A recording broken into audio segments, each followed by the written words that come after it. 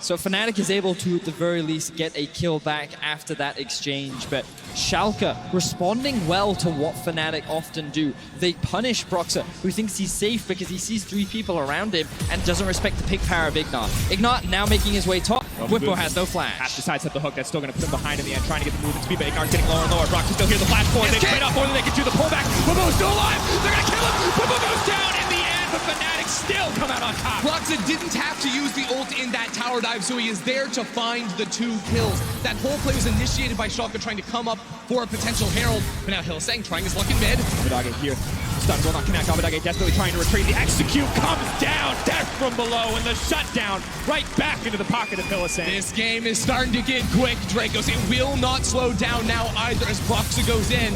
The Red Spy doing really bad stuff to him. Trick is just destroying him in this trade. He gets stunned up, locked down, smoked right out of the play. Another shutdown going over, but Hylissang continuing to play on the bottom side. Yeah, here we go. Hylissang looking for it on towards Odoamne. He has the minions try and block the damage from Reckless. The dive should be coming through, but Ignar's on the way. Look at the pings in the river. Nemesis is making his way down towards the bot side of the map, but a good equalizer there from Odoamne is going to stop the dive from happening. Fnatic immediately come back out onto the map. They try to force a lot of plays, and this is the style Schalke need to be able to keep up with. They found one good fight, but that's not enough. You've got to deal with the onslaught of Fnatic's early game. It was the 1v1 between both junglers that had been going Fnatic's way all series long that Trick came out on top of. Coming out of that play where he solo kills Broxah, he then moves in and picks up the Rift Herald, which was the original objective for Schalke, mind you, swapping just before that 10-minute mark when it did spawn.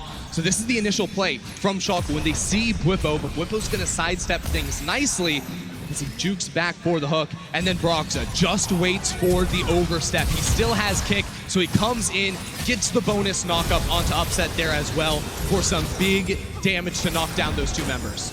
Taking stock of things now, as you see the picture-in-picture, the Rift Herald has been used. You need to look back at this 1v1. Then he takes his fight. He went blue smite, not the red, so you're never going to be able to win out in this one. The passive from Sejuani blocking a lot of damage at the start, and now on your screen, Schalke fighting back. Doing what they can.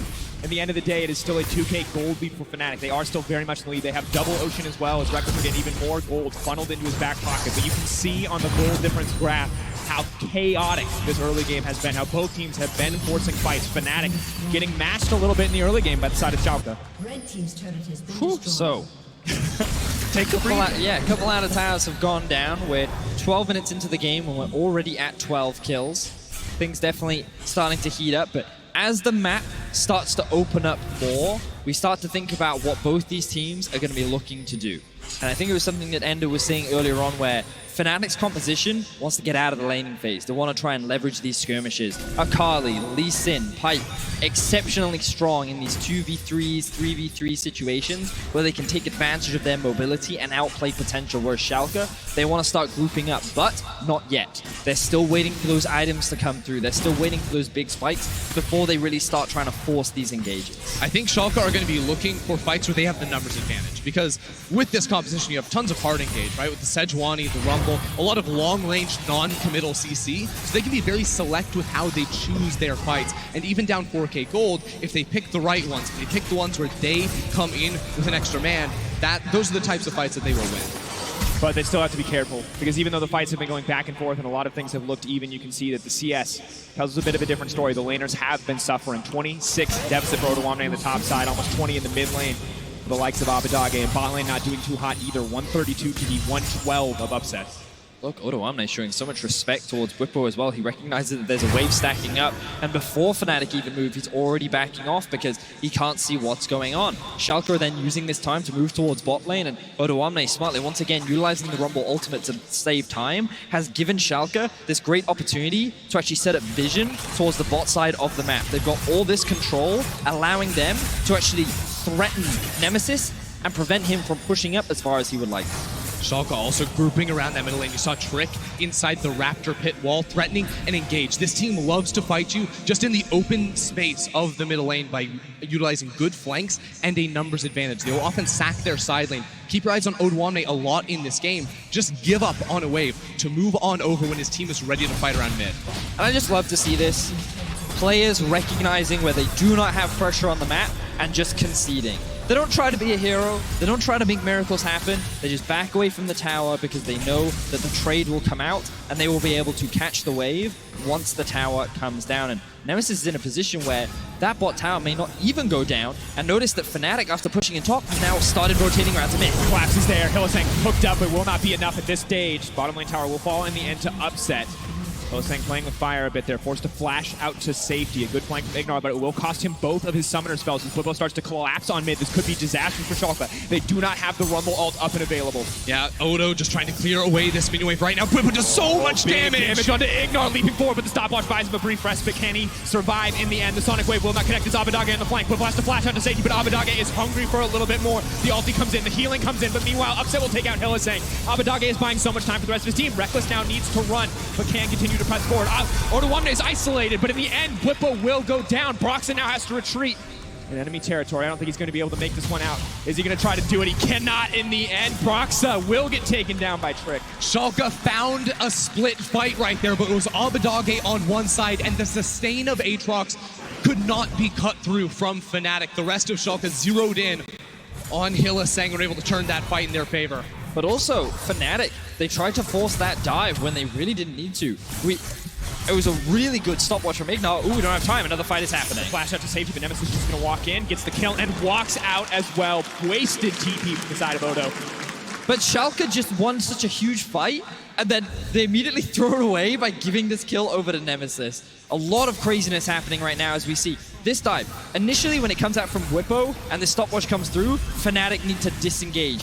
Whippo recognized, okay, Abadage is there, I need to try and get out, but notice, Hylissang is stuck in the mid lane, 2 members of Fnatic are pathing up towards top, and they need to be disengaging, they need to try and get out of the situation. Instead, they commit to the fight. Broxah misses a huge Q, which means that they can't commit to that 2 versus 1, but then the Rumble ultimate comes through, and Schalke can continue with this collapse. There were definitely split calls in that moment from Fnatic because Hylissang was trying to solo zone away the Sejuani and then got the Akali to TP there to help him. That was not where the fight actually was for them. They needed to be attacking Abadage and putting all the resources into that top end after Whippo had gone so deep.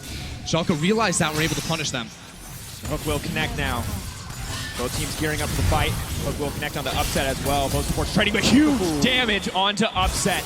Almost all of his health is gone. There goes the ultimate. Upset will use his ultimate response. Now has to pull back, now has to retreat. Not a ton of wave clear, but Abadage instead is going to try to get a fight kicked off. Hylissang caught out, leaping back though into the Rumble Equalizer. No one will go down. Meanwhile, Broxah's just taking a Drake. Fnatic just buying time for their jungler to get this objective uncontested. Schalke are not a team that just waits back when you beat them. They will try to contest you. In that moment, yes, Upset had gotten smashed in the mid lane, had been forced to reset, but they knew multiple members of Fnatic were on the Drake, and this is Schalke's home turf in the mid lane. This is where they look to team fight time and time again. If they have a numbers advantage, they will go in. Trick going to be pulled out to safety. Odoamne doing what he can to clear the wave. The hook will not connect onto Whippo. Hylissang using his hook back, but there's so many members now. It's 5v5 right in the midst of this. Odoamne's going to get chunked out. He doesn't even have an ultimate. Broxah going to take him down. 1 for 1 in the end as Karma drops. So that was a pretty big misplay from Whippo, but Fnatic still able to pull it back at the very least 1 for 1. That mid lane tower is very low as well. They only have 2 members though, so I don't think they want to overcommit. Instead, they're just gonna... No, Reckless is looking at this. I feel like he should really consider a reset. But for the time being, he's not going to go for it. Now, what I wanted to say before all this... Never mind, we still won't have a chance to say it as we see the fight actually kick off here. So Trick secures the blue buff. Fnatic looking for a potential pick onto Ignore. But all that ends up happening is they find a collapse onto Fnatic instead. Now, Odoamne is just taking a huge amount of damage from Reckless, and Broxah snipes him out. But if it weren't for Reckless making up for that small mistake, that could have just been another free kill going over to Schalke. And what we're seeing now is Schalke close that gold gap that was so big earlier on. They've been able to mitigate a lot of the early pressure that Fnatic have been exerting, and now they're transitioning into the mid game with not that big of a deficit, which means that there's a lot more hope for Schalke in this game compared to what we saw in game 1. It's good news, especially down in the bottom lane, because I think we have to compare Upset versus Reckless in this game. Upset on the Ezreal, very strong on 2 items. That's where he's at, stacking up the Man Immune, whereas Upset really wants to finish off a rapid fire cannon and then an Infinity Edge on top. So he needs more time before he comes online. So the longer these fights continue to trade roughly even, and Schalke can stick in this game up against Fnatic, Upset is just going to get stronger and stronger and stronger. And we're also not waiting for an Olaf to fall off on the side of Schalke. This Sejuani that we've seen Trick pick up so many times has been doing work for the Schalke team. We were surprised when Fnatic let it through. We thought we might be wrong when we saw it get put down early, but Schalke had been fighting back at every step of this game. However,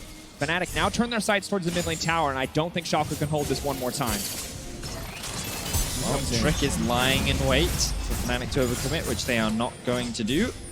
And notice again, Abadage pushing in the bot side of the map because he feels pretty safe. Good vision control from the side of Schalke, invested in the bot side of the map. Meanwhile, Nemesis doing the same. Both teams creating points of pressure for the opposition to match.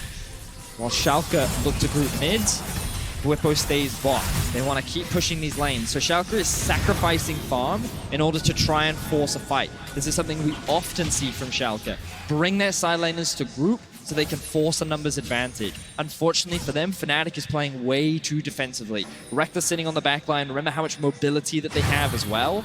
Fnatic not giving any opportunities for Schalke to try and force this fight. This idea of leaving your lane and then roaming to your team to try and find a flank is something both teams love to do, especially you think about players like Ignar, Odwamne, Hylissang on the side of Fnatic. They love to try and find these angles, so it's going to be so crucial to watch which one can actually be unseen on enemy vision. For me, the biggest difference is that Fnatic will not hemorrhage farm in order to try and force a play, whereas Schalke will. Odwamne is a player who often gets left on the back burner for himself. And if you only look at the difference between the two top laners, he's already 50 CS down. Now, of course, that's in part due to how the laning phase has gone, but it's also because of how Schalke choose to play. And we already see him lose 2 farms up towards the top side of the map to try and group down and force this fight, whereas Bwipo and Nemesis still gaining all this farm, all these resources, while still being able to group up with their team. The biggest difference, of course, that Fnatic will full push their lanes Exactly. before they move to mid lane, whereas Schalke, when their team calls, and I think when it's Trick calling for a fight in the mid lane,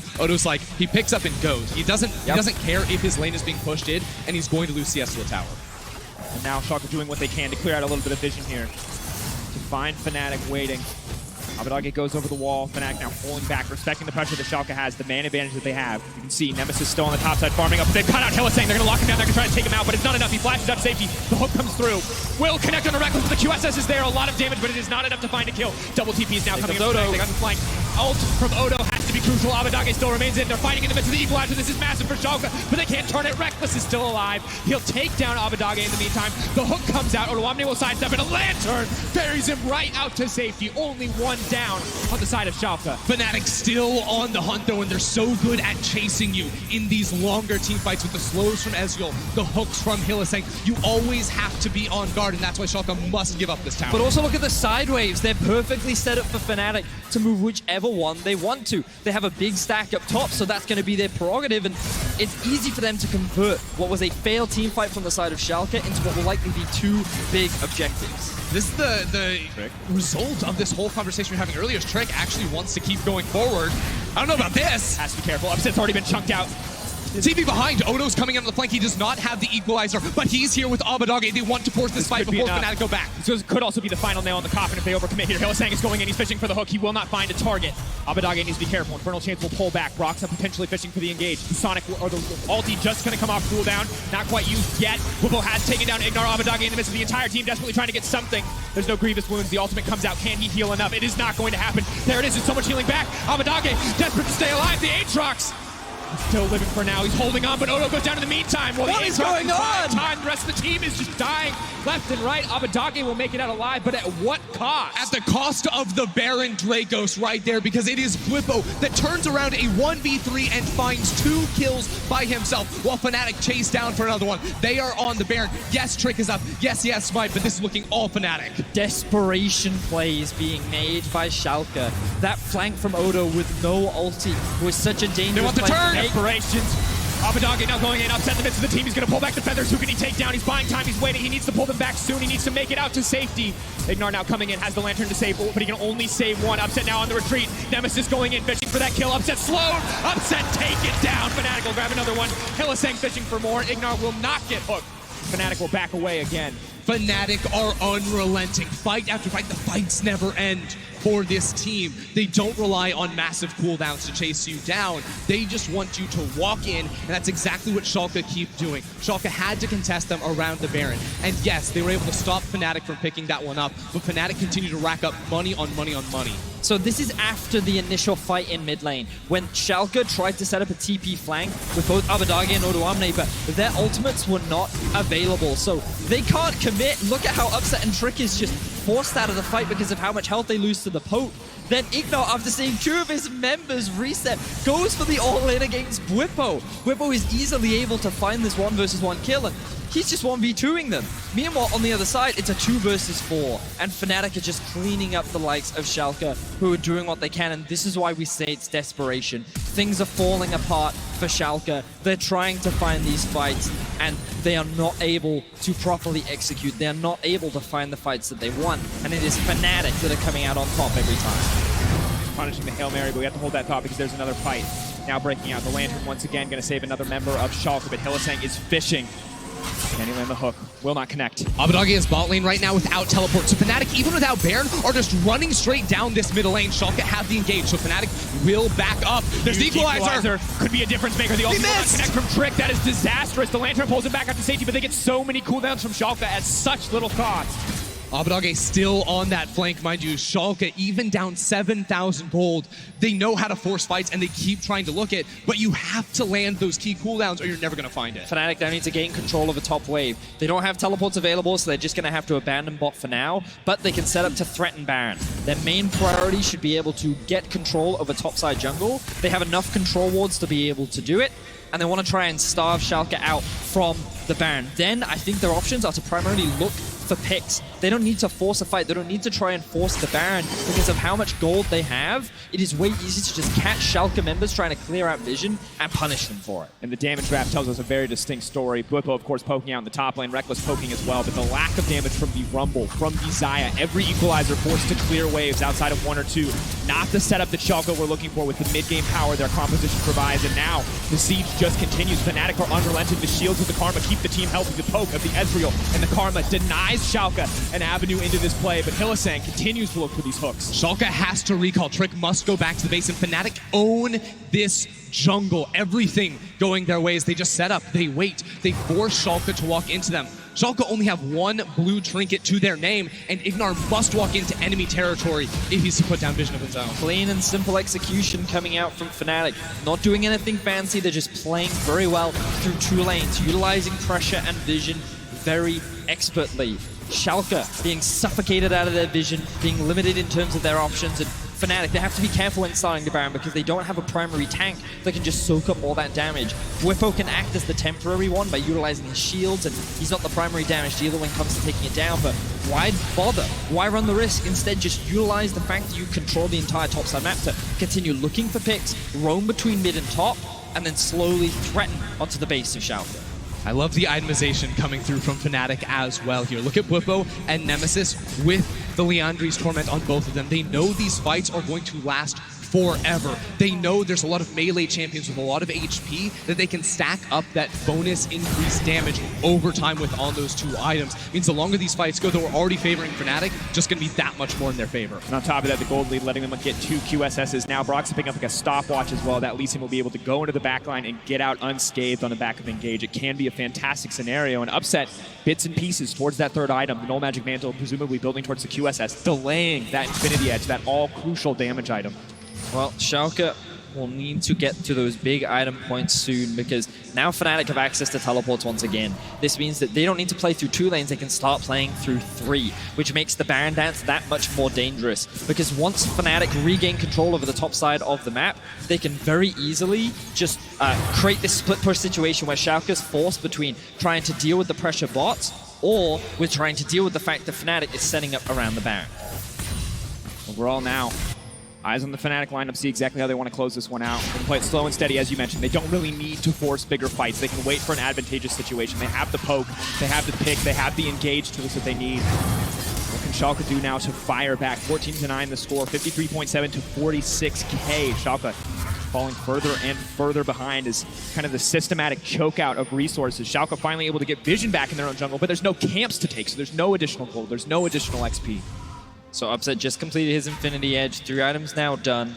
Meanwhile, the 4th item is ready for Reckless. Control Ward picked up alongside the Mercurial Scimitar, and Reckless is extremely strong at this point. The Inferno will be spawning. Schalke will likely not run the risk of trying to contest this. Instead, they'll use this opportunity to reclaim some vision control around the top side of the map. You can already see some of this vision come to fruition. They have a ward on the Baron, they have a ward on the red, but it means they have to sacrifice the bot side of the map, and so they will concede this. This is a nightmare. The Lee Sin, the Akali, even the Pike, every single member of Fnatic benefits from the Inferno. We almost never see a composition built like that, but Fnatic has one. And it is the nightmare case for Schalke. Not only is the Baron the thing that they have to fear, but they can never afford to trade it for an Elder Drake at this stage of the game. We're going to be seeing 2 Rabadon's death caps come in soon for both Whippo and Nemesis too, so just continue to stack up that percentage AP. Going to be so hard for Schalke to fight into Fnatic. But for Fnatic, actually extending this game, it's going to come down to objectives, because forcing fights with Fnatic is difficult. They're going to rely on picks and dominating vision inside the enemy jungle, or simply starting up the Baron and daring Schalke to run into them. They have the gold lead. It should be enough for them to start it up and make Schalke come in towards them, but actually doing it themselves is hard. Will connect. Can they actually stop Hylissang from getting out? He's trying to desperately get to safety, but Odoamne will snipe the kill out with the ultimate in the end. Horrendous mistake from Hylissang there. Where was the setup we were just praising Fnatic for, as he just face-checks Trick and Ignar in their half of the jungle, which they had just reclaimed over. Abbedagge now on the chase onto Whippo. TP behind. Upset has to be careful. He could be the one picked off. Abbedagge incredibly low. He's already burned the ultimate. He needs to make it out to safety, but Nemesis now coming in looking for a fight to get kicked off. The Blast Cone takes it back. Nemesis on a killing spree, and huge damage comes in from the Karma. Lots of members of the Schalke lineup chunk. Nemesis now fishing for a little bit more. The second stack of the ult will be used. Schalke had just gotten the pick onto Hylissang that should have given them more control over the map, but instead Abbedagge gets picked, Fnatic teleport in and shut down that power play. Now, moving into that topside jungle becomes so easy to get that control that had just been denied from them. And this is something that you talked about, Vedius. This is something that we looked at with Fnatic when they have those TPs up, when they can play all 3 lanes, and it's clearly something that Schalke are not respecting enough, the potential for these TP flanks to come through. It feels like that whenever Schalke gets some kind of edge back onto the map, they then just over-push it. They think, we can keep going, and then Fnatic just punish them. And now they're looking for another one of those picks, but again, look at the minimaps. You can see the collapse coming in from the bot side, and now they're looking to collapse onto the 3 members of Schalke. Get caught in, but now they're looking to burn TPs with their own. Fnatic, will they keep going on the play? Hylissang stepping forward, the hook lands onto Upset, but the rest of the team now is coming in. Odoamne, ultimate almost available. He's looking for it, he's waiting for it, he sees the pinch, he sees the opportunity. Will he find it? Trick lands the CC, the perfect ult, but it's not enough. Fnatic are still making it out to safety. Hylissang waiting on the dash, waiting for a quick dash over the wall. Whippo's now coming to back him up. He doesn't even need it. He can look for the execution. Trick goes down. Hylissang goes out, and still Fnatic come out on top. Schalke just cannot find the engage because of how much mobility is on the side of Fnatic. They were forced to TP in response, and now Fnatic is not done. They're continuing the chase. Abbedagge now going in, they're fishing, Upset onto the backside, throws out the ultimate, grabs the lantern as well. He might be able to make it to safety, but they have to be careful. Abbedagge sacrificing his life for the team to escape, but the Aatrox cannot get anything back. Huge damage comes in. He will take down Hylissang, but meanwhile in the mid lane, the minions doing work for Fnatic. The tower not quite going to fall yet. Odoamne will clear this one out. And Fnatic can now move back towards the Baron. Trick is going to be dead for another 10 seconds. The fight was long, the fight was scrappy, but time after time after time, it is Fnatic that come out on top, and it's Fnatic on the Baron. TP coming in, 3K dropping. There's no way they can get this one. Maybe they can stop the backs. Maybe they can catch Fnatic sleeping, but Nemesis is not going to have it. He's fishing for another kill instead. Fnatic are relentless in their pressure. Will finally look for a reset here, but even now, Whippo's tempting fate as he steps into Schalke's jungle. But now Fnatic have the objective that they want. Let's have a look back at this replay, and you can see how difficult it is for them to just lock this team down. There are so many dashes, so many disengage tools. Kick from Broxah, which wasn't even used. The amount of dashes available on Hylissang was great health as well. He was able to find that execute onto Trick, and this was the go button that Fnatic needed to then look for that re-engage. And at the end of the day, this is the execution we wanted from Schalke. They time their cooldowns well, they get the engage they want. It's just not enough against Fnatic in this composition. They simply cannot lock down the entire team the way they need to with this Rumble Equalizer. And while Abbedagge does get a single kill, you can see how Fnatic just danced around them in that fight. But it also feels that Fnatic is just dictating the pace of the game. They're the puppet masters controlling the strings, and every time it is Schalke trying to cut the strings away from them, but they're never able to, and Fnatic just make them look like fools as they dance around them in every fight. And as they continue to get further and further ahead, with the Rabadons coming through on their solo laners with the double Infernals, Whippo almost has 700 AP at 34 minutes into the game. This Karma absolutely hurts, and as Fnatic split up into this full court press, every single one of their lanes is stronger than their counterpart on the side of Schalke. Single shield from Whippo, 500. Almost enough to protect exactly what Rumble wants to do in a team fight. Not even countering the mantra. He does want to use it up. It's going to get harder and harder. Fnatic with the poke, Fnatic with the engage tools, and they split up the map as well. Across 3 lanes, Fnatic are playing strong. TP up for Reckless and Whippo if they need to collapse the hook. Not going to be the miracle that Schalke need. The QSS there for Reckless as well. One tower is going to go down. Tower in the mid lane also going to be at risk. Fnatic are just walking into the base from Schalke. Schalke have to pull the trigger. They need to be decisive. They need to make something happen, but they cannot find an opportunity. They can't engage anywhere because they're going to lose something, but instead, they're just losing everything. Fnatic will secure the first inhibitor in the top lane. The cannon Baron empowered cannon minions are doing work in the bot side as well. The only chance for Schalke is to force a fight on a grouped up section of Fnatic, but instead now it's 2 members top 2 mid, 1 in the bottom lane. There's just nothing they can do. They must make the play. Trick goes in. Hylissang once again caught out, but he's going to dash out to safety. The Ezreal ulti does so much damage. Whipple, that was huge. The Karma with the death cap just deletes Schalke. And now they're just stood waiting, knowing that this is going to move to match point for Fnatic. There is no hope left for the side of Schalke here in Game 2. They have to come back together going into Game 3 because Fnatic are here to play. Fnatic are here to dominate. They are not shaken from their series versus G2, and they will move up to match point in the semifinal.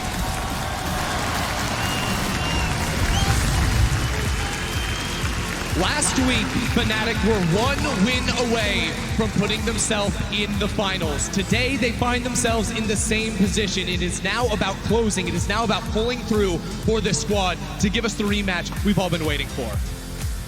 And it feels like last week, Fnatic, they should have 3-0 G2. They should have taken that series home, and they know they should have been the ones in the final. And it feels like they're coming into today, they're here to prove it. Their early games have been exceptional. And while this game we did see a couple of mistakes, we saw the game get slowed down because some fights did not go in the way of Fnatic. The moment Schalke got over eager and tried to overforce is the moment Fnatic came back and started to punish. And reminding us that Fnatic are not a team that's going to break so easily under pressure. Even when, hey, early game start looks good, Schalke are able to fight back. They do not tilt, they stay focused, they keep their eyes on the prize, and they close out the game cleanly. It was dominance coming in from Fnatic in Game 2, and if Game 3 looks anything like this, the series might just be over right here. You have to ask, what can Schalke even do now? We saw, a draft mistake. Dylan Falco on the stage said it himself. They came in with a new plan in this game, but their new plan was to give over the Akali to Nemesis. It was to give the Lee Sin towards Brox the Pike for Hylissang.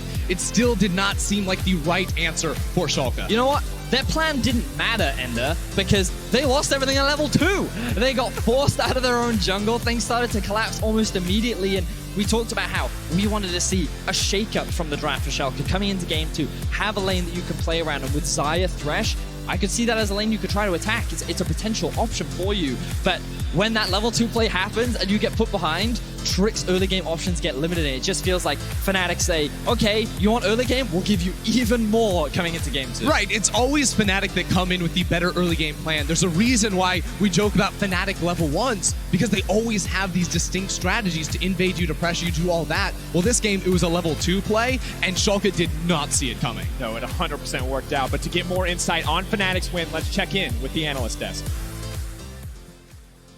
Thank you very much. 2-0 up for Fnatic. They have found themselves in this place before, but something tells me that it might end differently than it did last week. Fnatic looking fantastic so far, and some changes from both sides coming into the draft in this Game 2. Yamato, I'm going to go to you first, because you said that you feel that the Karma pick in the top lane coming out of Whipple is a distinct counter to anything that Odoamne does. I think Karma is a perfect champion in this matchup because so many bans are coming in. They know the enemy team needs to ban Yuumi, needs to ban Twisted Face, sometimes Aatrox. They let go of the Aatrox this time. Akali was first picked.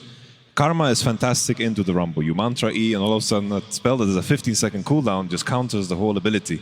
Also on top of that, it's great into the Cannon, great into Nico, all these champions that we know that Odoamne likes to play. Into Karma, you want to play the Sylas, you want to play the Jace.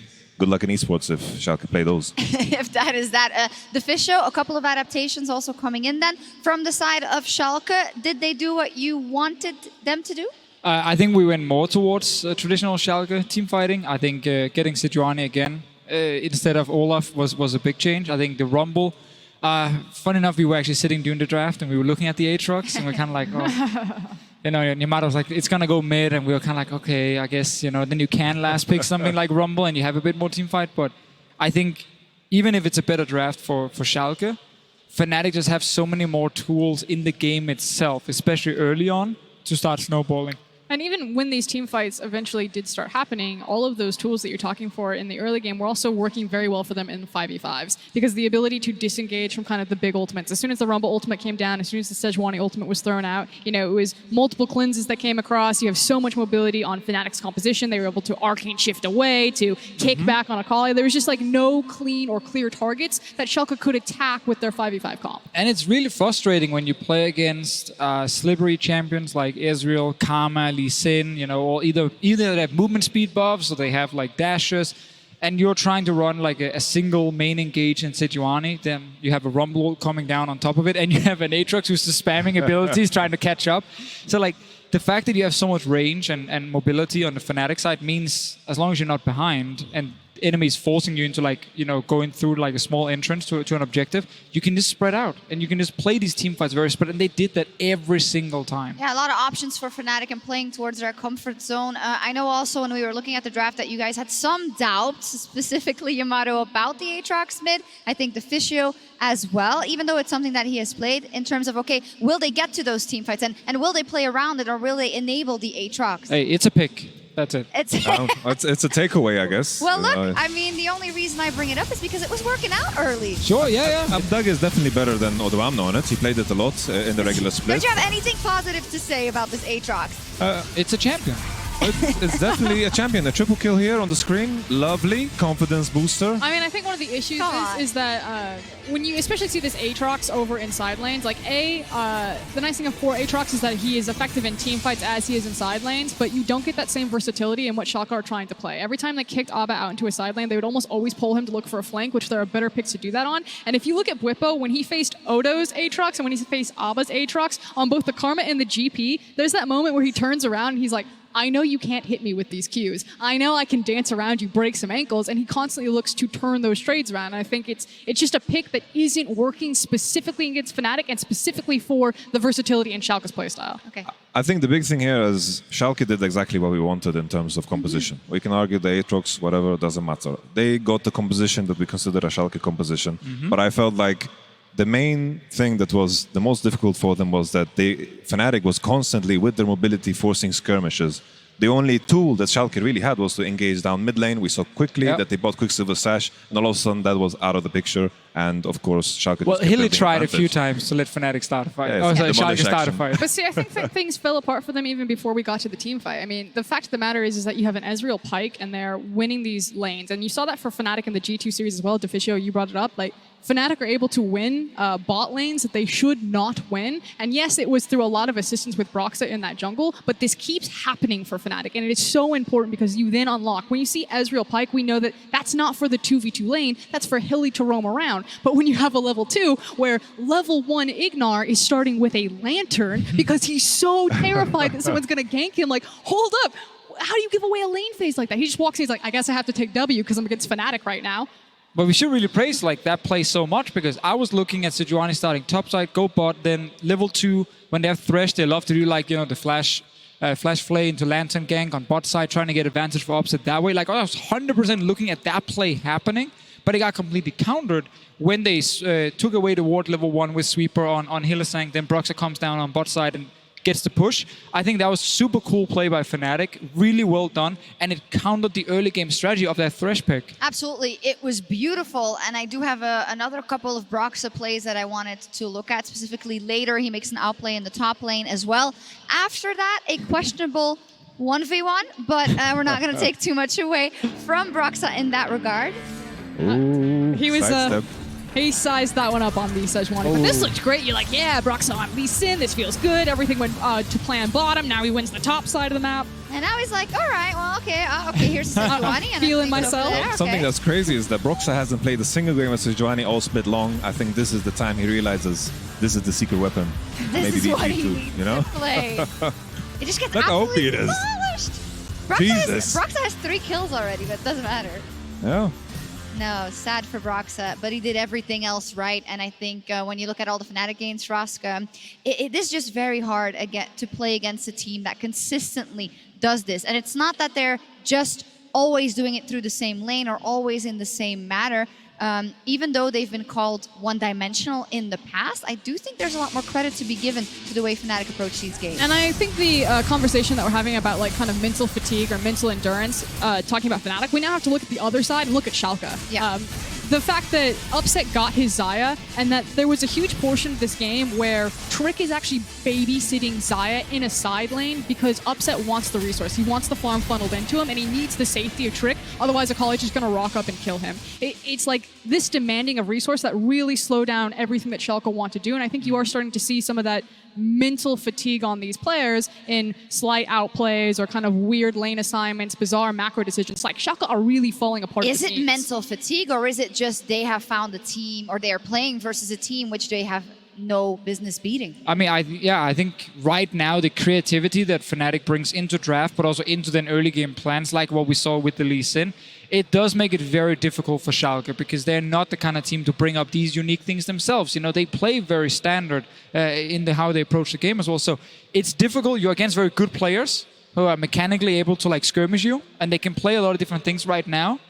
And then they also get advantages early through some very creative plays. Like, it's hard. There's too many things right now. You got to figure it out. What do they do? I feel like Schalke as a team, the biggest difficulty is that they are playing on such a basic level, which is perfect against teams that are weaker. They have a clear objective. Okay, we want to get bot lane ahead.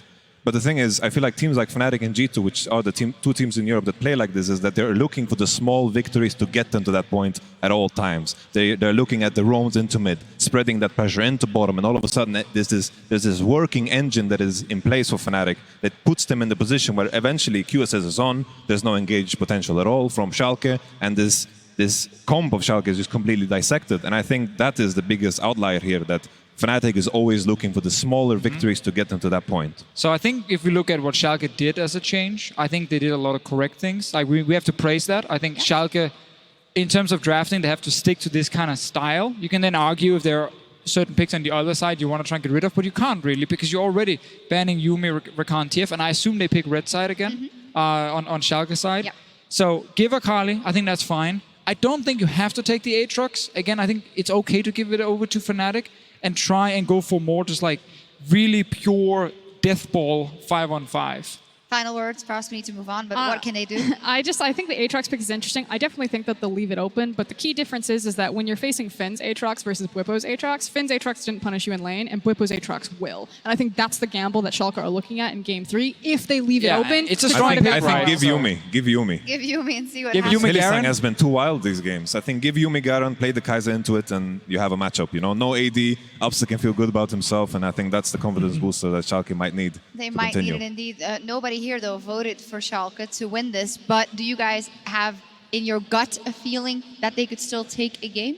I mean, we can dress this pill up either way, Yes. but it's a hard one to swallow, and the reality is that Fnatic are just better than Schalke in every iteration of play. If it's a 5v5, if it's skirmish, if it's playing side lanes, grouping up. Also, Frost would be really happy because if Fnatic win 3-0, she is #1 in the predictions, I believe. So Very I don't nice. think she wants them to win another game. However, I always want 5 games when we are in an arena. It is do or die for Schalke in Game 3 as Fnatic are on match point in tonight's semifinal. Don't go anywhere. Fnatic had they bitten off more than they could do. They set their eyes on Trick, but he flashes out to safety. Proxa goes in! First blood, the Sonic Wave, but Amadage now caught in the midst of the Fnatic beat grinder once again. Will not connect on the Bwipo. Hylissang using his hook back, but there's so many members now. It's 5v5 right in the midst of this. Oda1, he's gonna get chunked out. He doesn't even have an ultimate. Proxa gonna take him down. Waiting on the dash, waiting for a quick dash over the wall. Bwipo's now coming to back up. He doesn't even need it. He can look for the execution. Trick goes down. Just nothing they can do. They must make the play. Trick goes in. Hylissang once again caught out, but he's just gonna dash out to safety. The Ezreal ulti does so much damage. Bwipo, that was huge. Fnatic are here to dominate. They are not shaken from their series versus G2, and they will move up to match point in the semifinal.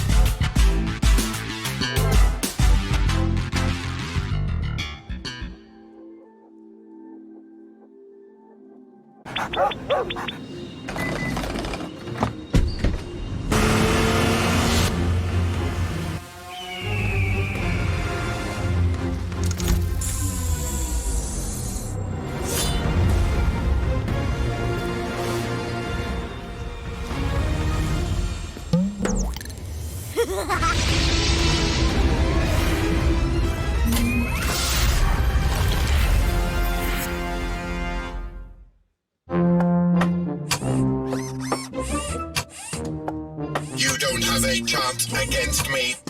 I can calculate 90 trillion moves in advance.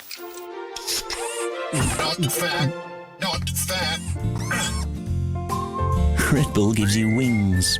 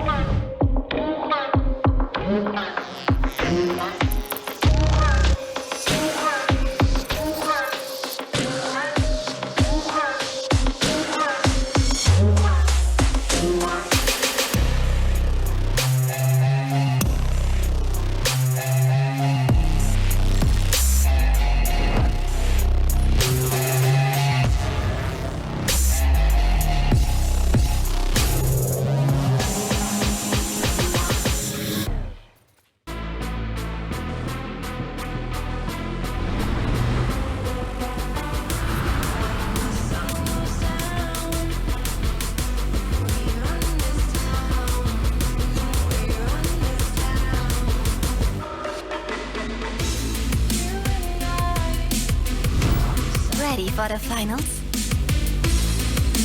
Experience the LEC finals in Athens with Shell V-Power.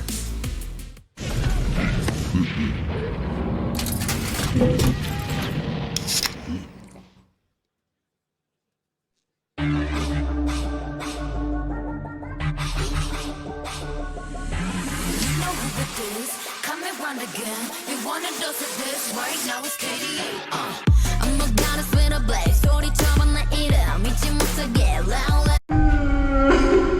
¿Por qué lloras? Ya nadie quiere jugar con el payaso. ¿Quieres jugar? A la de 3. 1, 2. LEC capítulo 2, 6 de septiembre en cines.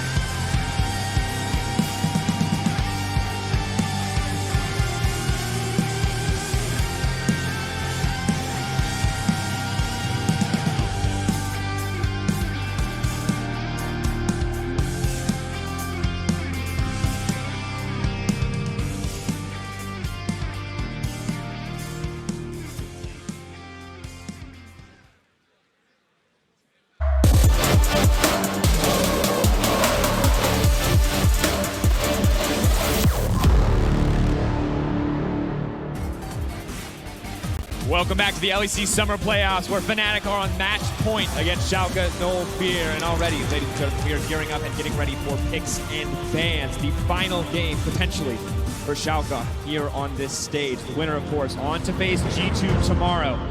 Schalke have to focus on the game in front of them. Lose here, and they are out. They are done, and we will see them in the gauntlet.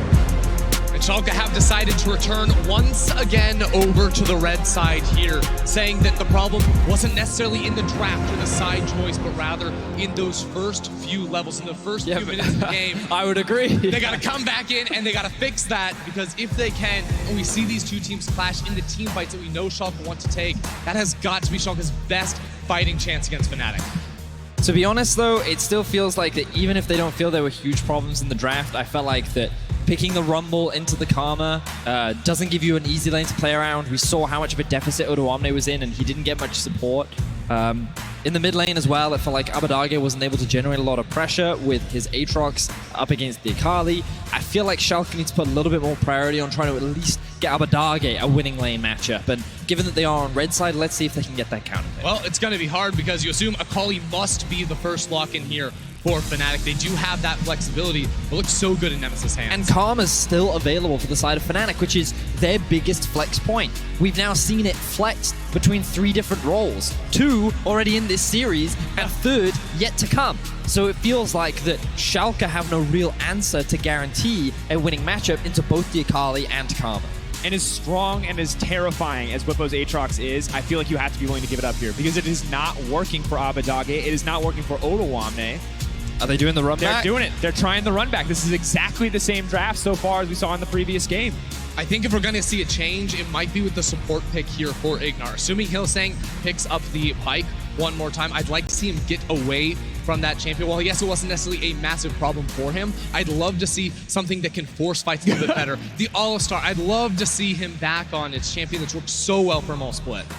And now we'll have to see what the option is, because Fnatic say, you want the salty run back, we're happy to give it to you. They lock in the Karma, they lock in the Pike. It's an easy choice for them. Now here the Thresh should come through for Schalke if they just want a handshake on the exact same draft. But we saw how that worked out, and as much as you say it's an in-game issue, I have to wonder if more change is not necessary. Instead, it will be the Sejuani here. So this means that Fnatic's second half bans will focus a little bit more on the support picks. They can look to ban away things like the Morgana if they think that's a little scary. I don't think they need to worry about banning Thresh out. They could potentially look to do it to try and take Ignar off of some of his comfort picks. But it feels like that Schalke expected this Karma to go bot lane in the last game. That could very well also suggest why they drafted their solo laners the way that they did. The moment they then saw the Ezreal, this was a pivot from the side of Fnatic, and now we're seeing this adaptation from Schalke. They're banning away the Ezreal. They could look to ban away another safe 80 carry as well, in the form of a Kai'Sa if they want to. And it concerns me, that is, because in Game 1, we saw them going to the Karma mid lane with the LeBlanc, not the ideal pick. Game 2, we see it in the top lane, not an ideal pick. In Game 3, yes, they banned away the Ezreal, they banned away the Olaf, but if Fnatic flex again, are Schalke actually ready to deal with this champion? Has to be the question on everyone's mind. Kennen now the option to take away from Odoamne. I like this because when I was looking at the last draft, I thought Kennen would fit better than perhaps the likes of the Rumble. Now may just have to go back towards that champion because Schalke only have so many AP top lane options. And you almost always are going to be seeing this Aatrox slotted into the mid lane. So probably another Rumble game from Odo. Is it going to be the option? Debating, taking their time, trying to figure out what exact pick they want for Ignar here. Will be the Alistar. Something that you asked for earlier in the draft, Christy. Is it going to be enough, though, into the likes of the Pike, into Hylissang's Pike especially? I think what it's about finding easier engagements. It's not just playing off of hooks, but rather get the All-Star on the flanks. Schalke looks so good when they can come at you from an angle, from behind in these fights. Thresh was not the champion for Ignar to do it last game. All-Star is in Game 3. Well, Fnatic looking to repeat the exact same draft they had last game. The Lee Sin has been locked in. They can't get the Ezreal, though. They cannot get the Ezreal, so something has to change. The question is, will it be the Karma bot, or will Fnatic to lock something in the top side? Remember that both Gangplank and Chen are available. As is Renekton, which we completely forgot about. But of course, his comfort pick, his answer into a pick like the Aatrox. So we're going to see the triple flex from Fnatic. Mid lane, top lane, and bot lane I'm Karma. sorry, we have basically full comfort on the side of Fnatic. Yep. This has Schalke have to show us more in this game or it is over. And specifically, I think they need a good matchup in the top lane up against this Renekton. They're going to be trying to slot the Aatrox into it, so it's the Corki as an answer in the mid lane up against the Akali. This is a good answer in terms of scaling, in terms of late game teamfight damage and consistent, reliable DPS, but the top lane matchup is definitely going to be in the favor of Whippo, and I would love to see Fnatic shift their focus and play through him in the top lane this time around. Exactly, and I very much agree with you. I think the big shift we're going to be seeing in this game is that Whippo is going to be the early attention, or the early focus rather, from the jungler from the side of Fnatic. I think that trying to get this Renekton ahead is extremely important, but on the bright side, Schalke, I feel, do have priority in the mid lane this time around. By picking the Corki into the Akali, it enables them to get a lot of harassment in the early game and gain push, which could give opportunities for Schalke to actually play through bot lane, which is how they typically found a lot of success, not only in playoffs, but also during the regular season. So I feel like Schalke should be in the most comfortable spot to find success they have been so far throughout this series. It goes even deeper than that for Schalke too, though. The early game, yes, they have the tools, but think about the late game scaling options when you have 2 marksmen on the side of Schalke and 0 there for Fnatic. When we hit 3 items, if the game is even, that is going to be the sweet spot here for Schalke to feel real good about taking team fights. Can they make it that far, though? That is the big question on our minds. Gearing up for match point in this series. Fnatic were the favorites coming in here, but were they that much the favorites as we expect now? As we see now, Fnatic on stage, seemingly unstoppable. What can Schalke show us as we get ready for Game 3 here? Is this the end for Schalke No Fear, or can they take us to a Game 4? Can they take us to a Game 5? Can they be a team worthy to face G2 tomorrow in the finals? Or Fnatic find the chance against the champions of spring? Schalke have an uphill battle to climb. Fnatic riding the momentum. Many people questioned if they would be able to bounce back after the loss against G2, and so far they have done just that. Game 3, Fnatic versus Schalke. It's do or die time for Schalke. It is do or die for Schalke, but Fnatic do not want to slow down. Already with some level 1 shenanigans here. They went for the double sweeper setup, and Hylissang has opted into the E at level 1. Something we see a lot from Rakan going over this wall early on to try and get an early summoner spell. This time it's early vision, with Fnatic looking to close it out 3. Schalke have to be nervous. Fnatic can afford to fumble a level 1. They've got 2 wins up in the series, but the Fnatic level 1s are very much a strong suit in the best of 5. Seems like they never run out of creative options to find these early advantages. Schalke, for now, are in a decent position to respond. Down a man of Trick steps forward, has the blast cone to escape. Broxah now here as well. Yeah, if Trick goes over this wall, he's not going to see Fnatic coming. They have no vision. Fnatic just have to wait for that to pop. They now have vision, and it's 3 members rather of Fnatic running into this level 1 fight. Waiting to see it. 4 members now coming in. He pulls through, he gets the stun. Trick has been taken down. That's a disastrous start. Rinse and repeat. Fnatic, before the game even properly gets started, already have a lead. Schalke said coming into this game, if the level 2 play doesn't happen, then surely the repeat of the early game from Fnatic can't happen. So what if Fnatic do? Well, okay, I guess we'll make a play at level 1 instead. And they do just that. They find themselves first blood, and already they're off to a great starting game. That's the thing. Schalke thought it was going to be that level 2 play again, so they were starting Trick on the blue buff so that he could get topside and get away from the Lee Sin. Now everything starts crumbling down around them as Broxah gets the first blood again. We talked about the early power of getting that warrior enchant and just dominating the early game. Broxah in a beautiful position once more. And this is what happens when you fall a step behind in the mind game. You fall a step behind in the predictions. Fnatic getting the better of the team. The hook now pulls. It looks like Ignore in on the bottom side. Trade ultimately seems unconsequential, but you can see already getting poked out. Rek was very comfortable to keep the pressure up here. Now that he's on the Karma, it's no longer about him. Eyes on the solo laners for Fnatic. Eyes on Hylissang as well.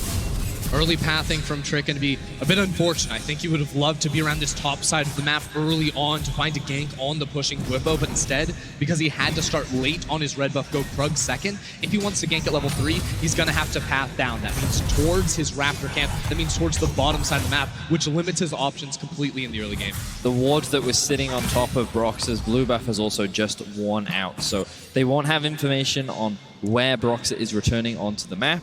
We can see that Trick, only at level 2, will be looking to gain some vision in the river. And it looks like the Fnatic won't spot him out, but he will as Broxah throws this out. And there's no reason for him not to challenge this. KoBurK is going to come up, though. That mid lane priority, we talked about it earlier. Abadoge's strength in this matchup for now. Broxa will not commit. Okay. Abadage bailing his jungler out of a bad situation. It was the mid lane prior you were talking about earlier in draft Vedius, where Abadage with the range advantage can push earlier. So while yes, top lane was going in favor of Whippo, it was a much longer trek for him to get down towards that crab. And ultimately, Trick going to pick that up and feel very happy with that change of events. Yeah, it gets him to level 3. He gets a little bit more experience in gold back into his pockets, and they're able to get some vision control around the top side river, which is gonna reduce the risk of a dive coming down onto Odo Omne. So good stuff there. We're now keeping our eyes on what Trick looks to do next. Remember in the draft we talked about how he has great opportunities now to look to play through the bot side of the map. He can look for ganks, and we can see that Hylissang's not gonna spot Trick out, but they're aware of the Hylissang being in the jungle. Careful. Headbutt, the flash forward, the pulverize. They're trying to lock the CC together, but Hylissang is retreating. The stun. He gets the vision. He can get it now. The Abadage is coming in. Hylissang is now in trouble. He's fading. The Ghostwater dive is not going to be enough. Hylissang now on the retreat, though he's starting to heal up. Fnatic are here to protect the team. Abadage is going to retreat. Ignar is now pulled back, waiting for the stun. He will connect to the Broxa, but Reckless is here first. Ignar is now in trouble. All of Schalke are now in trouble because the TP is coming in. The Renekton is coming in. Trick desperate to get a kill, but Whippo moving in. A lot of damage going down, and 2 kills for Fnatic in the play. He gets him again! Hylissang is unstoppable in this series, and he will find yet another perfect hook. How does he do it time and time again? It is Hylissang in the moment that comes up so clutch to get an extra kill there for Fnatic. It is Fnatic always willing to commit a teleport to an early play, and that's what they did right there. Whippo comes in, and they smash Schalke in the river. And Schalke are crumbling under the pressure. 4-0 is the kill score in favor of Fnatic. Schalke find themselves in a 2.5k gold deficit only 5 minutes in, and again, it was Schalke looking to make a play around the bot side of the map in this Alienware replay as Hylissang is getting caught out. They think they have enough damage, but the mobility on this champion allows him to escape from near death as Broxa is there to support and Nemesis joins the fray. The big thing is that notice how Broxa will use a ward to jump over the wall after he looks like he's in danger. They then use this ward to TP into the fight, and there's no follow-up from Odo Omne. He stays to catch the wave, and this just leaves Schalke with no avenue to escape. And then that perfect hook from Hylissang. Blind as well. How does he do it? And the Pike passive, getting him back to high health so quickly. On the verge of death. You see a smile on Reckless's face. He knows what's coming. He knows he's on the verge of that rematch versus GT tomorrow. Has to close out here, though. Can't get caught sleeping. Cannot let Trick get an advantage here. Reckless could now be in trouble, but Trick is just waiting in the brush, waiting for him to run, waiting for something. Look at the rest of Fnatic come around on this flank. It's Hylissang, it's Broxa, it's Nemesis have been delayed. They have to make this happen fast. Broxa now going to try to come into this one. They have to be careful. Trick now locked up under the tower. Will not take tower aggro yet. Hylissang on the way in. Whippo on the top side. They're trying to get something, but it will not happen. Nemesis is level 6, and he's here to play. Man advantage, though, for the side of Schalke. Are they actually going to get anything here? In the meantime, Whippo's just taking plates. He's just making money, and Schalke are going to walk away empty-handed. Oh, and this is so devastating to watch for Schalke because they had the TP advantage. They recognized that they could set up a dive onto the bot lane, but they don't commit to the play. Now they're looking for it. Desperate to kill Hylissang. They failed last time. This time the Karma Shield is there for him. He can't make it out to safety. Upset will grab one kill. Reckless is next on the list. Are they going to commit to this one? Odo Omne with the ultimate Trick level 4 now coming in. Broxa has to be careful with Whippo. Just taking more and more plates. In the meantime, it's going to be 3 plates traded for the kill in the end if Whippo can sustain this push. Schalke desperately needed to get that kill in the bottom lane right there, but even then going to be falling further and farther behind as Whippo goes between towers to proxy the wave. He's going to get more, and this is the difference between the two teams and how they played. When it was Whippo teleporting into that fight in the river, he had full pushed the wave, so Odo Omne got nothing for that. For not using his teleport, he got 3 minions under his tower. When Odo comes down, Whippo finds 3 plates. And what Schalke wanted to do by killing Reckless, they could have traded plates. They could have made the teleport worth it. But instead... Abadage, Sonic Wave comes in, the resonating strike, the kill to follow. Fnatic are dominating. And once again, we see the classic Fnatic. There are always 3 people mid lane. Hylissang is there, Broxa is there. Abadage, he was not expecting it. He had the flash, he had the dash with his W, but it was not enough. Fnatic find another kill. We go in, and Fnatic, honestly, looking unstoppable here in this series, and it's very clear that their eyes have been set on G2 this entire time. They will not stop at Schalke. They're looking for the rematch. They're looking for the chance to get that clean 3-0. They were denied in round 2. have to close here, though. But for the side, I mean, for the side of Schalke, it's 8 minutes and it's a 2K gold deficit. This is the most crushing start they could have had. Schalke will keep saying in comms, give us time, give us 3 items, upset Abadage. We need to stall out. But it comes at shutting down Broxa and Hylissang's ability to keep finding fights onto you. And that's something that Fnatic do not look like they're going to slow down on anytime soon. This game needs to become controlled from Schalke. But when your jungler has just his smite, 650 bonus gold, to a warrior on the side of Broxa, what can you do? The problem for Schalke is that Fnatic are just extremely good at pushing their lead, and I feel that they can actually look to try and secure that top tower now. Of course, Drake is still alive, and Rift Herald hasn't spawned yet. We've had so much action already before a lot of these big objectives have already been contested. So I feel Fnatic's next primary goal will be to look to try and secure this man in Drake. I don't think it's necessarily worth for them to try and trade this for a Rift Herald, especially when it's very easy for them to just match bot. And with Bwipo's teleport coming up before Odoamne's, it should be a lot easier for Fnatic to force that objective. Exactly, Vedius. There's a full 2-minute window where Fnatic will have that global advantage. And when you are winning the bottom lane and Reckless can push and allow Hylissang to go find fights inside the enemy jungle, it becomes so easy for them to pick this objective up. Bwipo now chasing down Odoamne. Battle of healing. Who can sustain the most here, forcing Odoamne out, trading ultimate for ultimate in the end. Neither side going to get a flash. They're forcing Odoamne back. No TP for him available as well. Bwipo's will be up sooner. And Broxa once again trying to sneak a Drake. This will be the third first Drake he's gotten in this series if he can grab this one. So that was just too early from Fnatic. Bwipo forced an all-in top. This does give him a lot of freedom though, because they get information on where Trick is, allowing Bwipo to force that all-in. On top of being able to get some plates, they now have their eyes set on mid. Fnatic trying to match the play, trying to look for a little bit more. The flash out too! Brox is too clean. Trick does not predict the flash out. He'll get the kill unscathed. Broxa hits him with the 1-2 punch right there to kick to finish and gets out cleanly. The domination over the mid lane through Broxa's early game presence is just absolutely unmatched no matter how many members Schalke continue to bring to the play. And while he wasn't able to finish off the Mount Drake, now he's topside starting to herald at 10 minutes. Exactly where Fnatic want to be. This will help them continue to snowball their lead. Bwipo's already almost broken down the top lane tower. If they break that one, they can set their sights on mid, get this Corki out of his comfort zone. All right, Trick has a flank. He's looking for bot lane. And looks like he might start the Drake instead. They know Trick's bottom side, but they don't entirely know what he's doing. Herald has gone down. Should feel like a simple and easy trade for Schalke unless Fnatic can try to contest. And Odo has to back away from the tower in the top lane. He hears that Broxa is there with the Herald going down, and while Broxa has now gone back into his jungle to clear away some of those camps, Odo cannot know that. All he knows is that he does not have pressure on the top side of the map, and Bwipo is absolutely massive. So all he can do is try to wave clear, but really this tower should go down soon. Luckily, a lot of wave clear in Aatrox. 20% CDR as well. Will allow him to clear the wave 4 now, but Bwipo just continues to pull further and further ahead. All right, so as we jump into this replay, we'll have a look at how this one's set up. So Trick does have information on where Broxa is. He has good insight that Broxa is in this bush. He tries to interrupt the queue, but unfortunately it's a little too early, allowing Broxa to follow up with the resonating strike and then secure the kill with the ultimate. So good stuff there from Broxa. And the hook from Hylissang.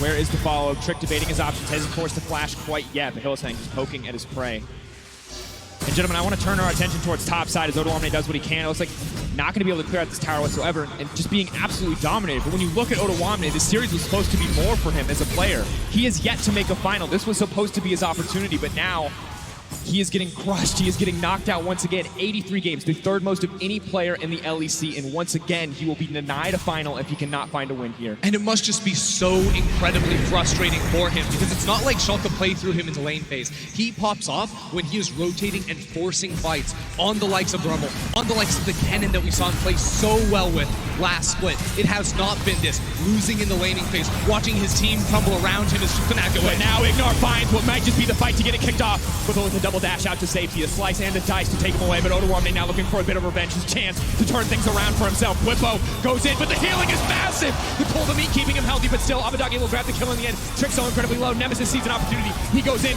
but he cannot go out. Taken down, the shutdown into the hands of Upset. 2-1 for the Xayah. Odo finds the flank we've been waiting for to come around on the edge. The shutdown, as you said, for Upset going to be massive and critical, moving towards that 3-item carry marksman build that we've been looking for Schalke to get to so they can fight back.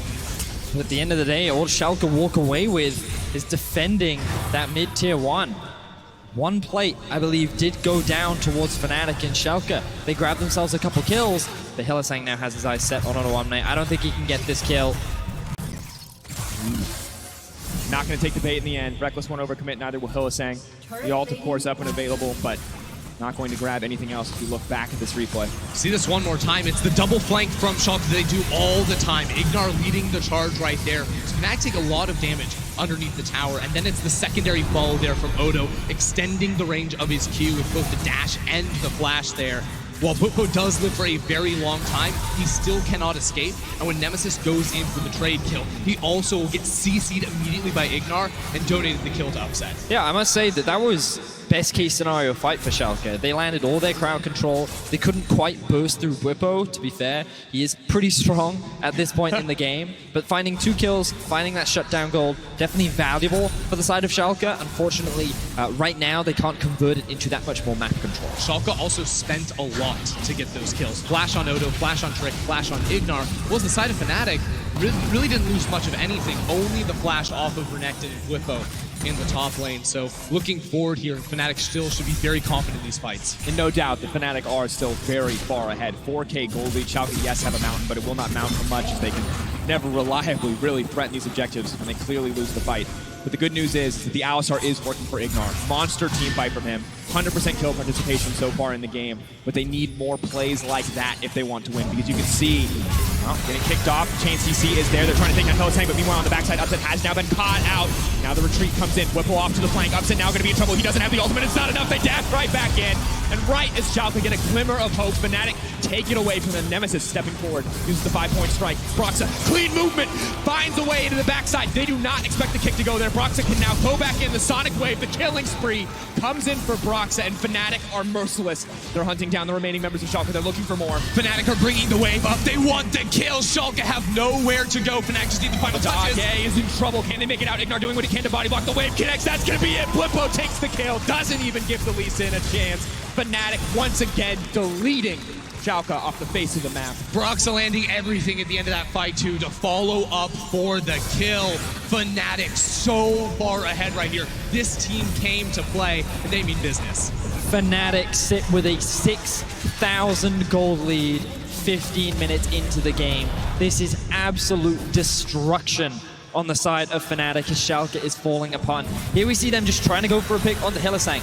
Even with the chain CC, this duo just doesn't have enough damage because Upset is dealing with Broxa. He's forced to use the ultimate very early, but then Bwipo uses Ignar to get on top of the AD carry.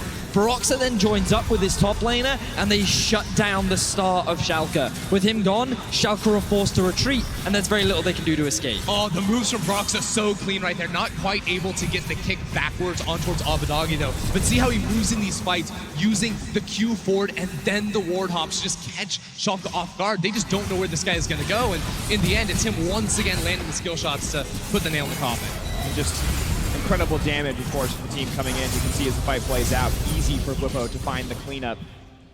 In the last team fight, seeing a lot of damage coming in from the Bwipo, but there's just so many fed members now of the Fnatic team.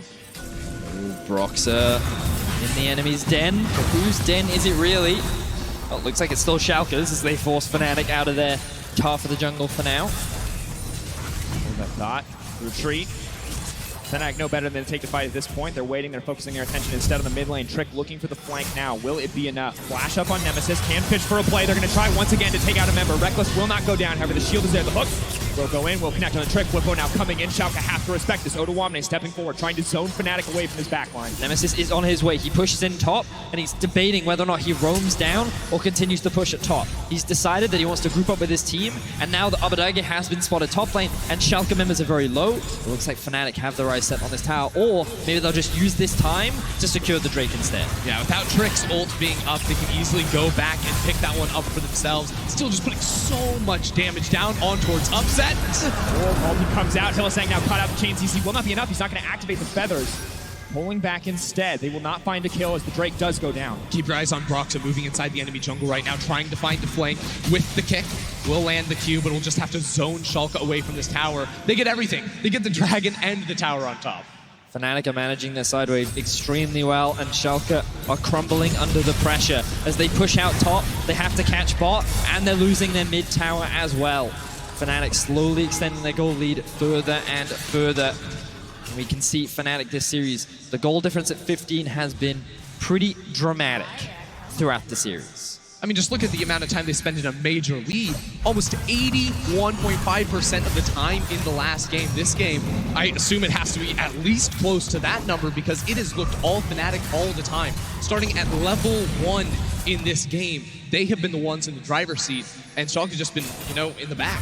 What I think is important about this series is it showcases Fnatic's ability to carry through both side lanes. They didn't invest a huge amount of resources into Nemesis this series, but when they tried to play through bot lane, Rekkles and Hylissang step up. When they tried to play through top lane, Bwipo steps up. And the fact that Fnatic can leverage this is definitely important, especially when they look at potential future opponents. And the best part for Bwipo is his team didn't have to gank him. They just waited for Schalke to go bot lane, and he just got everything on the back of his bot lane surviving what should have been impossible ganks. Yeah, he just got that free lane right there, getting all 5 plates during the lane phase. But it was also him that teleported bot lane first. He was so influential in getting this massive lead, and as you've seen from the damage charts, carrying in these team fights. Now the next step for Fnatic feels early, but we're 30 seconds off of the Baron. It's been seek and destroy all series long, and the next step is vision inside the top side jungle and pick off Schalke until you get the Baron. I feel like for Schalke, it's unfortunate to say, but their best bet is scaling. You know, when you're in those solo queue games and things are looking dire, you're hoping that the enemy team messes up on their setup. They overextend, they try to force too many fights, and they can't break into the base. And if Schalke can stall for long enough, there is a world in which they can come back into this game. Corki and Xayah, the double AD carries that Ender was talking about after the draft, that is a window with which Schalke can somehow turn this game around. And the good news for Schalke is that at least gold-wise, if we flip over to that, Abdog and Upset are doing all right. Yes, they're down about 1,000 gold apiece, but it really is the top lane difference where it's been blown open completely. Almost 3,000 gold between Bwipo and Odoamne is the massive difference maker. And the fact is, right now, Bwipo can just dash straight into the Schalke backline and 1v2 those two players. They must get to a point where they can actually stop that from happening, and it's not going to come soon. And I mean, a Fed Renekton was a nightmare before the invention of Spear of Shojin, and now it's only going to go from bad to worse. He's going to stun you, he's going to hit you again, he's going to stun you again. You're going to die. You do not get to interact with this champion when he is ahead of you.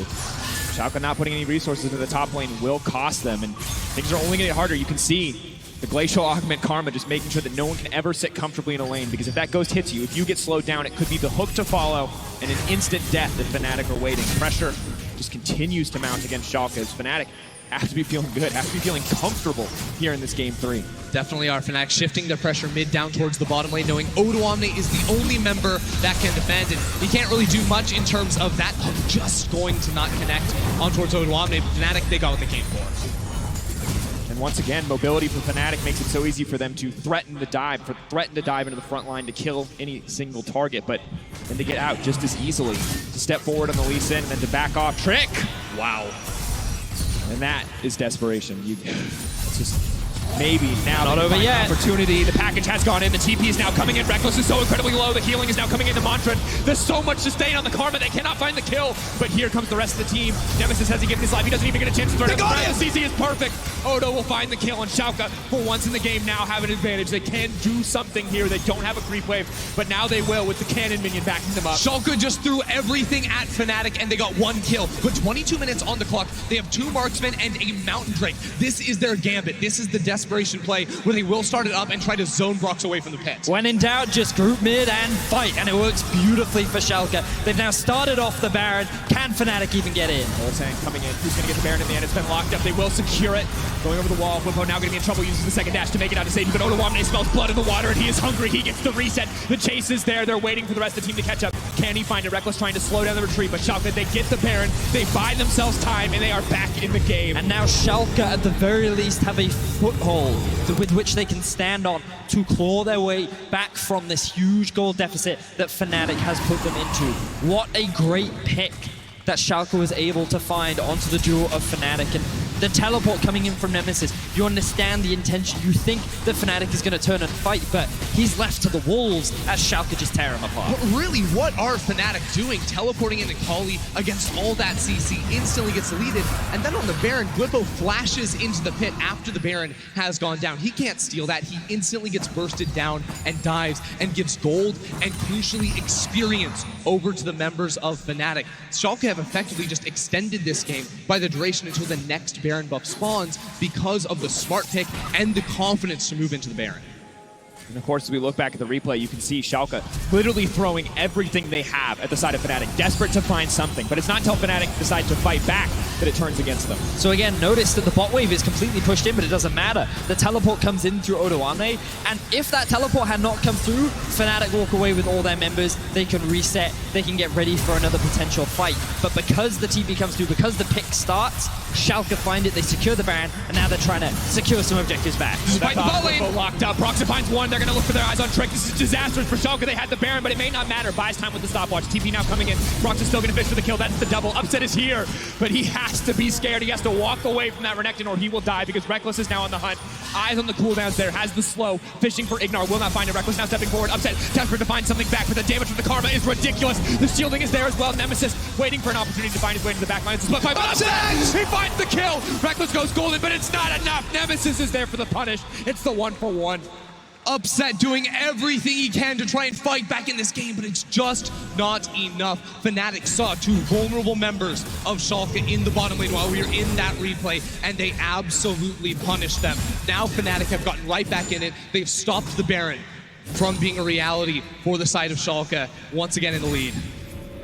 So let's have a look back at this replay and how Upset was able to pop off at the very end, but how things kind of fell apart for Schalke. You've got to remember that you're still at a gold deficit when sieging onto this tower, and a lot of that gold advantage sits on top of Blippo, so he forces the all-in, and they're able to find these initial kills. Then when the teleport comes through from Upset, we see Schalke try to fight back. The problem was they tried to force fights in two different lanes when they're playing from a deficit. So mid lane, they went all in. At the same time, bot lane pushing up.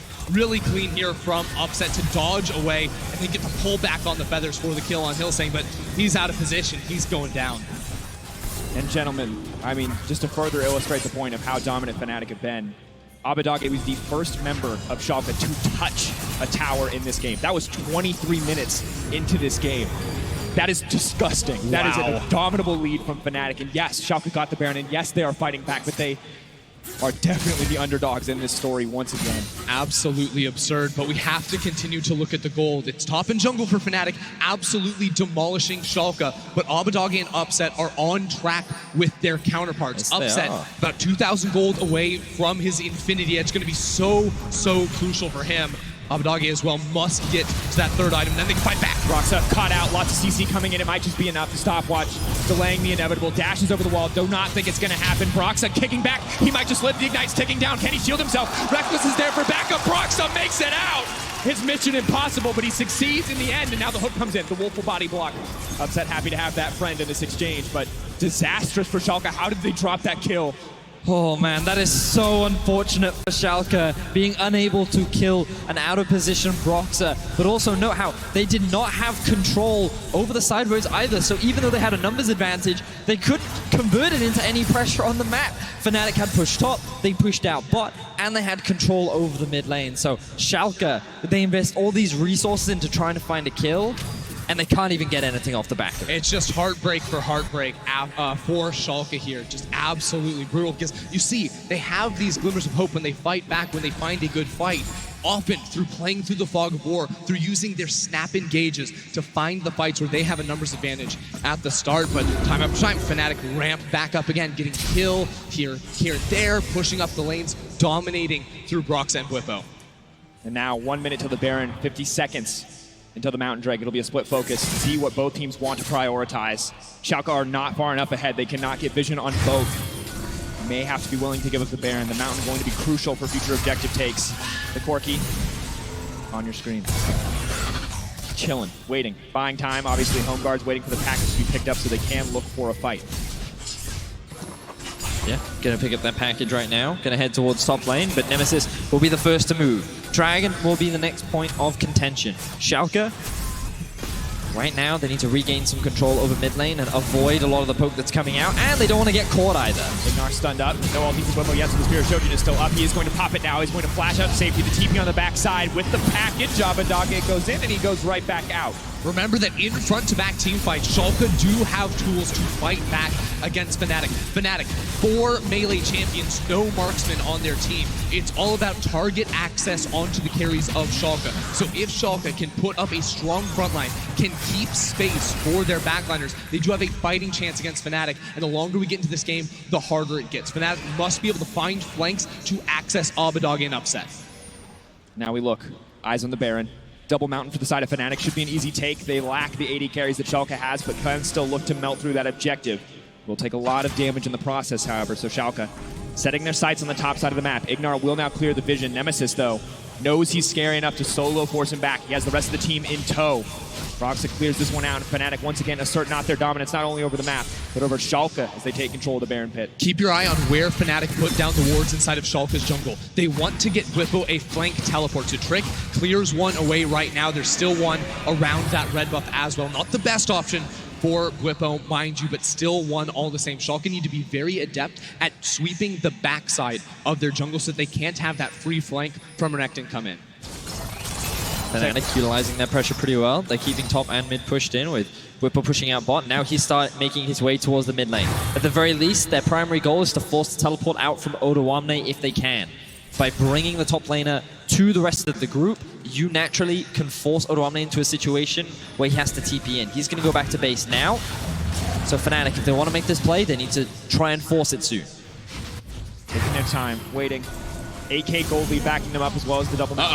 Trick potentially in trouble. Hook's gonna go in where he's gonna go. Catches right onto the jungler. This is gonna be disaster. If he goes down, it will be free Baron for Fnatic, but Fnatic not gonna take the risk. Do not want to fight in that funnel up against Upset. 3 items strong for the Xayah. But if they don't spot this one out, if they don't get an opportunity, TP on the flank coming in from Nemesis. Nemesis just picked up his Rabbit on Zedcat. That's a foot! Hylissang flips Ignar back into the pit. Now they're gonna look to pick off the support. He has to flash back out to safety. Beautiful hook comes in from Hylissang. Not what Ignar needed whatsoever. But they're continuing to take the Baron at 6k and dropping. Are they willing to risk the 50-50? Reckless is getting priority over the mid lane. They're slowly but surely burning it down. They want to keep it leashed. They want to keep the pressure up for Schalke. They're waiting for a mistake. They're fishing. They're looking for an opportunity. Slowed down now by the power of the Glacial Augment and the Spooky Ghost. Looking for the hook again. The Baron has now reset, however, and will force Fnatic back for now. With no ult on Ignar, you have to feel Fnatic want to find the fight, but not feeling confident enough to start this objective up just yet. Schalke don't necessarily know that, though, without vision in the pit. They wait until they see members of Fnatic on their own wards. And with Karma in the mid lane, with Nemesis showing top lane, they actually don't think this is coming. 2-man started up by Elisa and Renekton. Definitely not what you expect. Blue Trinket used. They can see the Baron has been started. They don't have more reliable vision. There is a control ward in the inventory of Ignar, but there's a blast cone there too. Has to be careful about how he approaches this one. Will get the vision. TP now coming in for Reckless. 1 TP at a time for the side of Fnatic. Showing their man advantage. 5k. Can they stop anyone from getting into the pit? Eyes on Trick. A lot of body blocking, but a lot of poke damage going down on the Schalke. They have to be careful. They can't afford to lose out here. They're on the retreat. 3k and dropping. Are they willing to give up this Baron? Trick now stepping forward. Abadage stepping forward, looking for the fight. Broxa jumps over, kicks the jungler right back out, and it looks like he's going to get the Baron in the end. A beautiful play from Broxa with the solo secure, and now the fights get kicked off. Has to be careful. Goes right back out. Hylissang now in trouble. Upset over the wall. Whippo waiting, looking for an opportunity. Fishing. No flash available means he can't chase down on the 80 carry. Fnatic with the Baron barreling down the mid lane. They're ready for a fight. Fnatic walk away with the Baron and no casualties. They're now setting up the lanes in order to siege onto the base of Schalke. What looked like an opportunity for Schalke to come back, unfortunately falters, and now they're back on the defensive. And it's Broxa in the heat of the moment, jumping over the wall, kicking Trick outside of the pit, and then following back with his Q on the Baron to secure it for his team. Now a 10k gold lead, pressure in all 3 lanes. Fnatic aren't slowing down. They're not wasting any time of this buff because they know the towers are low and they know they're so much stronger than Schalke. And now, Schalke are out of time. The Baron backing them up. This is the last hold. This is the last stand for Schalke. Need to find a win here. Need to turn this one around. Eyes on Upset. Eyes on the carries. The double 80 carry threat of this team. Of the Corki. of the side. I don't know if it's going to be enough, but Ignar's fishing for the flank. Maybe he can knock Broxa back to the base, but he won't find it. The follow-up, they're committing so much now to the Lee Sin. Reckless over the wall will get the rest of the team out. Schalke cannot find the engage there. Schalke just don't have the damage behind it to get the kill on towards Broxa. Spending a lot of resources now trying to clear away the minion waves. And again, because Fnatic only have one ranged carry, it's very hard to actually step forward and put down damage on the towers. Yes, they can shove all 3 lanes, but unless they're bringing the whole family to try and knock one of these down, they can't actually siege. Instead, they back up for the Drake. So the best strategy for Schalke here is to actually just stay split up and match, because of how difficult it is for Fnatic to approach these towers. Unless Fnatic is willing to dive or threaten a kill somewhere, they just have to rely on these cannon minions. We can see Ignar going for the flank. Ignar. Headbutt will not connect. Good dash out from Hylissang, denying the engage, but Schalke continue to fish. Odoamne has to be careful. They're caught out, but there's no damage follow-up. The problem with trying to force that play is you then immediately give access for Fnatic onto this mid-tier 1. They've now chunked that extremely low, and the cannon minion can just do the rest of the work. Schalke did not need to force that play. The top lane, too, getting chipped down by Nemesis the whole time this is going on. I mean, Abadog is trying to do his best, but Nemesis doing so much damage in return. The siege continues, and mid could fall. Trick fishing, the second missed ultimate of the game. This time there is no retribution. There will not be a failed teleport from the side of Fnatic to turn that play in his favor. But the engage on the bot side might just be enough. Nemesis now dashing back to safety. The healing comes through from the gunblade. Odoamne now running for his life. The Pike won't find the execute, but it does not matter. In the end, he still gets the kill. And now with the kill, they can just run on in here. They have the minions with them. Schalke do not have the tools to try and clear the minion waves. Abadog is so low, no mana, can't defend in the top lane. Fnatic are pushing mid, Fnatic are pushing bot. Time is running out. No options left. Upset gets hooked. Has to be careful here. The Sonic Wave, the resonating strike. If it gets reactivated, he could just die in an instant. But Upset still getting the respect he deserves as an 80 carry. Now pulling back, but it's going to be 2 inhibitors, 3 inhibitors down. The Fnatic get their way. Trick pulled out. Schalke stepping forward. Fnatic know the full 5-on-5 still in their favor. They still have the double 80 carry threats, but I don't think it's going to be enough. Nemesis constantly posturing, threatening. 3 inhibs down. Fnatic going to walk away, going to take their time, going to go for the full, clean closeout. Fnatic trying to end this game tutorial style as they separate Schalke and slowly tear them apart. The base is in tatters. And we get to see this exchange here. Good hook lands from the side of Hylissang to actually start this exchange, followed up by a great kick from Broxa to deny Odoamne from being able to escape from that situation. Once that kill is done, it gives them easy access into the base, and they just take everything. Infernal now as well, insult to injury. 13k gold lead. And a victory lap now for Fnatic. Well-earned. Dominance over the series has been the story. Heartbreak for the side of Schalke. Fnatic, of course, still need to close it out. There are still scaling threats on the side of Schalke. A miracle teamfight could come through. You can never count out that possibility, but the minions might just be enough to never give that chance to the side of Schalke. Look, Schalke have the items now for Upset and Abadog, but they just don't have the stats. Fnatic are out leveling them. They have 4, 5, almost 6 items completed on their own side, and they own the jungle. They play off of these picks, giving you no room to breathe. They're hooked. Dash out will come through. Fnatic now looking to collapse. Sonic Wave connects onto Ignar, not the ideal target. Will Broxa try to play this one out? Flippo clears out the wave. They're guiding the minions in. They're escorting them home. They want to see that Nexus fall. They're going to do it slowly but surely. The Baron spawns in about a minute's time, but it looks like Fnatic don't want to bother waiting for it. They know they have super minions and Schalke can only hold for so long, but for the time being they're doing just that. Only 1 minion wave at a time is crashing into these towers, so Schalke taking advantage of their wave clip. The double 80 carry threat's more than enough to shred through those waves, but a single hook from Hylissang could end the game. Is that the one that's going to do it? No. Follow-up is not there from the side of Fnatic. Hylissang loses a lot of life. Reckless goes golden, dodges out the ultimate from Trick, but may just be caught out again. No, Schalke once again can't find the opportunity. The kick back! The kick flash from Brox is too clean, but he's running for his life. The 80 carries are still alive. They're still untouched. Flippo goes in. He's trying to save the day. He does so much damage. The resets are there for the Pike, and it does not matter how hard you scale. Fnatic will out-execute. They sweep aside Schalke no fear, and they say, G2, we are coming!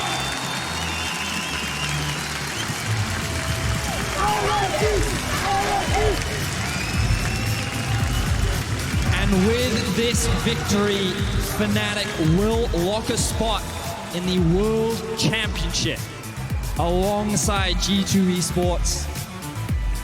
The seeding still yet to be determined. but they are guaranteed to be one of Europe's representatives. And to all the regions, all the teams out there looking here to Europe, looking to the LEC, you must fear Fnatic and G2 in the early game. No one can do it better. These guys come at you hard, they come at you fast. You don't have time to think, let alone act inside of your matches. Fnatic do it in 3 clean, concise, and convincing games, and just dominate. It feels like every time Schalke had hope, Fnatic took it away from them. Athens comes alive. A clean victory for Fnatic has to make those fans happy. The 6th man the Fnatic team mentioned, alive and well here in Greece. And really, you just cannot underplay the dominance of Fnatic in this series. And it feels like we answered the question, is Fnatic mentally prepared for this weekend? It looks like that they are. Yes, but I guess the new question is, was Schalke? It feels like that after game 1, Schalke struggled to bounce back. You know, they identified some issues in their draft of the first game. Coming into game 2, they tried to change things up, but it still wasn't enough because of the early game playmaking from Fnatic. And then game 3, they get routed by even more early game playmaking from Fnatic. Look, we just saw a huge mismatch in both early game planning as well as execution. Fnatic had a much clearer strategic goal in mind. Dominate through the early game, use your early lane pressure, a strong early game jungler to just get things going. And then they never dropped a beat, they kept forcing fights. Even when things got a little bit shaky, it was still everything in their favor, and we never doubted that Fnatic would walk away with a 3-0. Neither did Reckless's family. Smile on the face, he knows it was dominating, he knows it looked good. And giving Fnatic fans hope as they look towards the game coming up. A rematch versus G2, a harrowing best-of-5 last time we saw it. And G2, we asked, did they break Fnatic? No, I don't think so. No, They lit the fire under Fnatic. If anything, this team looks better than they did last week facing off against G2. Tomorrow's match is going to be all about the early game. These Titans, these legendary organizations, does not get better than Fnatic versus G2. Now what we did see was small windows with which Schalke did find opportunities to punish, but they couldn't quite come back into the game. The difference was G2 did. If you make those small mistakes against G2, they're a team that will take advantage of them and will claw their way back into the game. And so for Fnatic, coming into their rematch tomorrow, they need to perform at the highest level. They need to perform almost near perfection if they want to find those early game leads and maintain them against the likes of the powerhouse that is G2. Then we look at the opportunities Schalke did find, small mechanical misexecutions. G2 is a team that will not make those mistakes if they're in fighting form. Games 1, 2 of that Fnatic G2 series, maybe. For games 3, 4, 5 towards the end, of course, critical. If you want to vote at home, folks, you got to do it. You got to do it every time. It's Kia Player of the Series, Outlaw Esports, Broxa, Reckless, Hylissang. There's really no wrong choice after a series that dominant.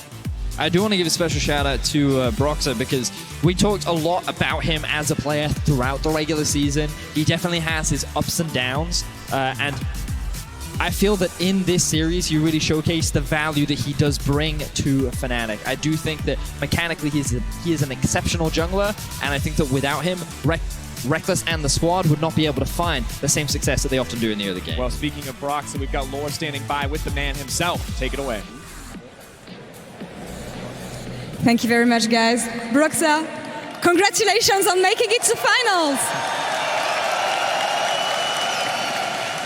Wow. How good does it feel to win in such a convincing fashion, especially after last week, and knowing that you just locked in for Worlds? It feels really, really good winning the semifinal, and especially after what happened last split. You know, it was in the semifinal we folded out, and now we showed that we can perform here on the big stage, and yeah, I can't wait to play the final tomorrow. One thing that made me laugh is the fact that after all these years, you guys are still able to pull off the level 1 magic trick that Fnatic has. Is it surprising for you? Not really. Mr. Hylissang is a bit of a level 1 mastermind, and he's gonna get a lot of credit today, especially for those level 1s. Like, I'm really happy Hyli was on our side and not on Schalke's, because he was doing a really good job today. Yeah, about Hylissang, he was amazing with Pyke. One thing that surprised me coming from Schalke is the fact that they kept on letting picks like Karma, Pyke open. Did it surprise you that they were drafting like this? People have been saying a lot of things about us having really small champions pools, but even though, you know, there's certain picks that we are known for playing, you know, they don't have enough bans to ban us out. And if they ban one thing, we're just going to take another, and we're going to, show them what we're made of. Today, Karma was really huge for us. We had some Pike games, some Lee Sin, and yeah, good luck banning us out. It's not going to happen. I want to hear your thoughts on something. For me, this series and the way you won it can be either a good or a bad thing, because yes, it's good for mental state that you just swiped Schalke, but in a way, do you want to face G2 knowing that you had such a one-sided series? Isn't it dangerous for you? We didn't come here just to beat Schalke. We're here for one thing, and that's to beat G2 and get our revenge.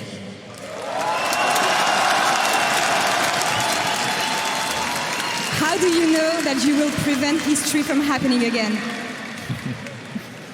We had some long reviews after what happened last week. We know what we need to improve on. We know what we're going to do coming into the game tomorrow, and I'm pretty confident that we're going to show up this time around.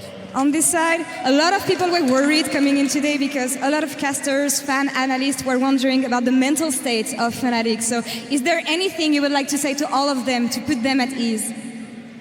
I think it showed today that we learned from what happened last week. We were a bit nervous when we were 2-0, I'm not going to lie, but we learned from last week and we are ready to show up tomorrow again. Thanks for the support, everyone.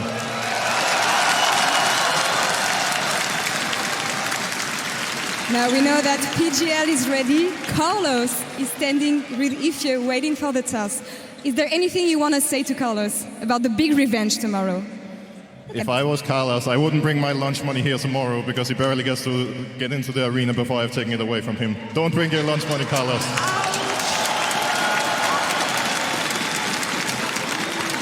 You heard him. Now, thank you very much, Roxa. Good luck on tomorrow. And take it away, Shox. Thank you very much, Law. Holy. You know what? I'm not going to introduce nothing. Oslot, just go. What's your reply? Well, I brought my Red Bull with me. Okay. That's more than enough. What about what you have on your head? Can you explain that? Oh, that's... I actually forgot about the name of the god, but it was supposed to represent a Can you Greek turn guy. your head? Caesar? Let me show you. Is that... Caesar? Caesar? That's You said- Roman. you said man. a Greek guy. Oh, That's Roman. Yeah, we don't have a scar, so I had to add something on top. It's a kind of accessory, you know? Yeah, I am a bit disappointed in the reply. I mean, he just eviscerated you verbally. Honestly, like, you know, I like to talk a lot of fuego. On Twitter? On Twitter or otherwise, anywhere, you know. I like to have a lot of fun, but I really, truly respect Fnatic and I respect Broxa. That doesn't take away the fact that I trust my team more than I would trust Fnatic team. I just generally believe that we have the better team and tomorrow they'll show up.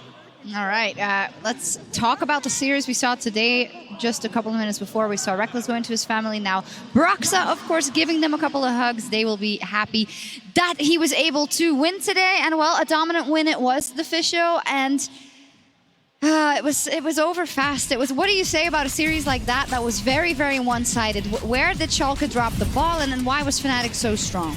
I mean, so game one, obviously, Dylan Falco also admitted it was kind of a bad plan. Yeah. And then I think level one, both games, you just kind of felt like, after that level one, you're already down a game and 2 games in the next one. It just felt almost impossible. Mm-hmm. We actually, against G2, in the winners match in spring, had the same way. We lost the first game, and then we got killed level one this next game, and then we got killed level one again the next game. That's when your mental just breaks. Like the moment you die level 1 again and you're already down the series, it's just over. So I feel like it was really hard for Schalke after level 1s. Yeah, what was your expert opinion, Ocelot, on why Schalke lost? No, he was just talking as if Origin had any chance to win back then. That's why I was laughing. I don't know. Game one, we almost won. Let's okay, Yamato, give us that one. you can give us the analysis then. And I'm going to ask you this question in light of Schalke still playing for Worlds and in the regional qualifier next week. What do they have to work on coming into next week? I think it's hard to choose because they have clear strengths, but I think Fnatic just outshines them at every point. I think coming into this third game, they did make good adjustments. I didn't think Fnatic's composition had a lot to bring to the table at the later parts of the game, but they were just better macro-wise, better at positioning, got the picks that they needed, and eventually got the Nashor. Stylistically, though, the teams in the Gauntlet look different than Fnatic. We've got Splice and OG so far. Yeah, they look better. Well, the question is, how is OG looking right now? Nobody knows. Give us some insight, you know? No one knows. A lot of time. Everyone always asks this question, like, oh, Origin could always be so good, because I saw it myself. when we were practicing against them during the regular split. So I think it depends on which kind of Origin shows up. It will be between Origin and Schalke, I feel. And I agree. Well, can you answer the question as to stylistically how Schalke matches up against the Gauntlet teams better than they do against Fnatic? To be fair, I don't think Schalke need to change anything just because you couldn't beat Fnatic, right? Like, they won the same way all split long. That's how they got to top 3. Yep. So I don't feel like you go in and like make a ton of changes on their side. Obviously, there is a lot of footage from playoffs now. If you are playing in Schalke, you have so many games you can look at, both wins and losses. And you can kind of identify very quickly what they're actually succeeding on and what they're failing on. Something I would like to add is very important coming into Gauntlet is, you know, just the point that you raised, that it shouldn't change so much, because after a series like this, I saw when the players walked off stage, they looked quite destroyed. If you are willing to put yourself in a position where you stop believing in everything that you built up through the entire split, that spells disaster coming into these best of fives that they need to play. And it happens most of all in the Gauntlet. We always know this, that at the end of the year, because it's the only chance, it's the last chance for those teams to get to Worlds, and often we see an implosion of what worked for them before. Often, the Fisio, we see teams that we expected so much from, that played so well before, that then step into that Gauntlet and choke. G2 did the same last year. Yeah, No, they ran the Gauntlet. Yeah, that's what I'm saying. No, yeah, they didn't choke. No, oh, you mean, okay, so, okay, so you actually praising us, saying we were favorites going in, then we would choke, okay, I'll take that as well. Actually, G2 crashed and burned before. They did. They did. It was They like did. 0-3 against Misfits. It was pretty bad. Yeah, it was bad. But then the guys, you know. Yeah, everything is possible. What do you think about Grabs getting coach of the split? I think it's very deserved. Like, the guy works really hard, and, you know, I feel like there's like different types of coaches, you know. There's like, you know, the coach that focuses more on, you know, the technical aspects of a game, which I think would fit more a weaker sort of lineup. I think that for a lineup like this, he's the perfect coach in the sense of he knows how to, you know, deal with them. It's kind of like, imagine Guardiola, you know, Barcelona, you know, back in the days when they had Xavi and all the good soccer players. You know, he didn't have to do much except making sure the team doesn't implode and making sure that there's incredible levels of you know, perform. I like how you mentioned the football trainer who's the most strategic minded ever. Listen, I'm not finished. Real Madrid fan. I'm not finished. I'm not finished. And then I have to go back and tell, I'm sorry, coach. I'm sorry, coach. No, but the truth is that the amount of work they put in, you know, plus Daftman and the whole coaching staff, you know, Mitch as well, literally everybody, is very well deserved. And I wouldn't just say Grabs. I would say the whole support staff. You know, Grabs gets, you know, the highlight, of course.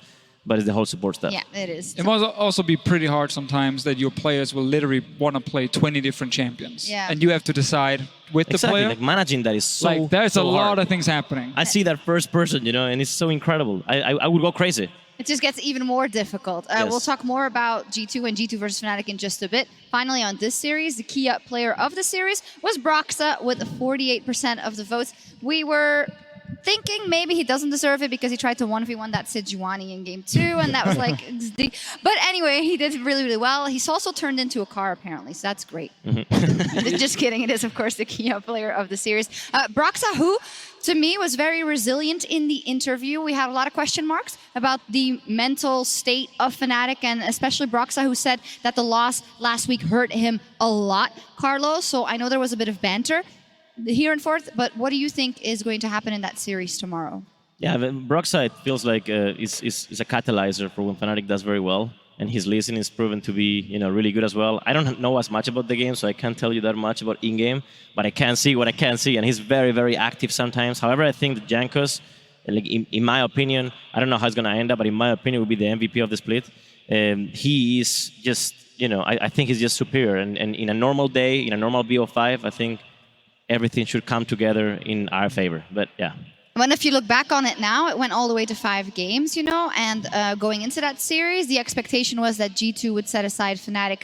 I wouldn't say quite easy, but easier than a reverse sweep and a full 5 games. And now Fnatic comes out of today, completely sweeps Schalke no fear, has a lot of confidence, as we just heard from Broxa, the Fisio. So does that change your expectations about tomorrow's matchup? Well, the hardest thing about tomorrow's matchup, and actually the hardest thing about the game Fnatic already played against G2, was how bad G2 played in the first 2 games, especially mechanically. I don't think I've seen that from G2. That was definitely not the team we saw in, you know, peak summer split regular season.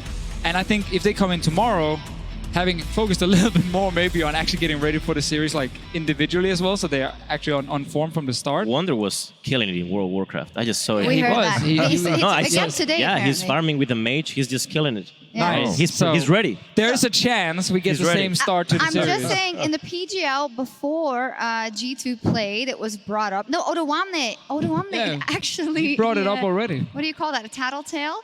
He told everyone that Wonder was so high level in WoW, and then the next day they don't do well, and then it becomes a whole meme, and then they find a PC here on which he can play Carlos. I mean, come on. What's going on there? What can you say until it stops working? I guess. No, but It almost 2 games and a half. You were like 1 minute away from losing that Come on, series. let's not exaggerate. It was I was literally at home. I was losing my mind actually. But the moment I saw that they couldn't finish with 4K ahead, I remember I was with Jamie, who worked with me for 4 years, and I was like, yeah, this is reverse sweep. So I mean, confidence when it comes into these games can be a problem, and like overconfidence, right? But these guys are like really, really good at crunch time, and when it really matters, they deliver. They were 0-2 behind, and I guess they thought it was time to turn on.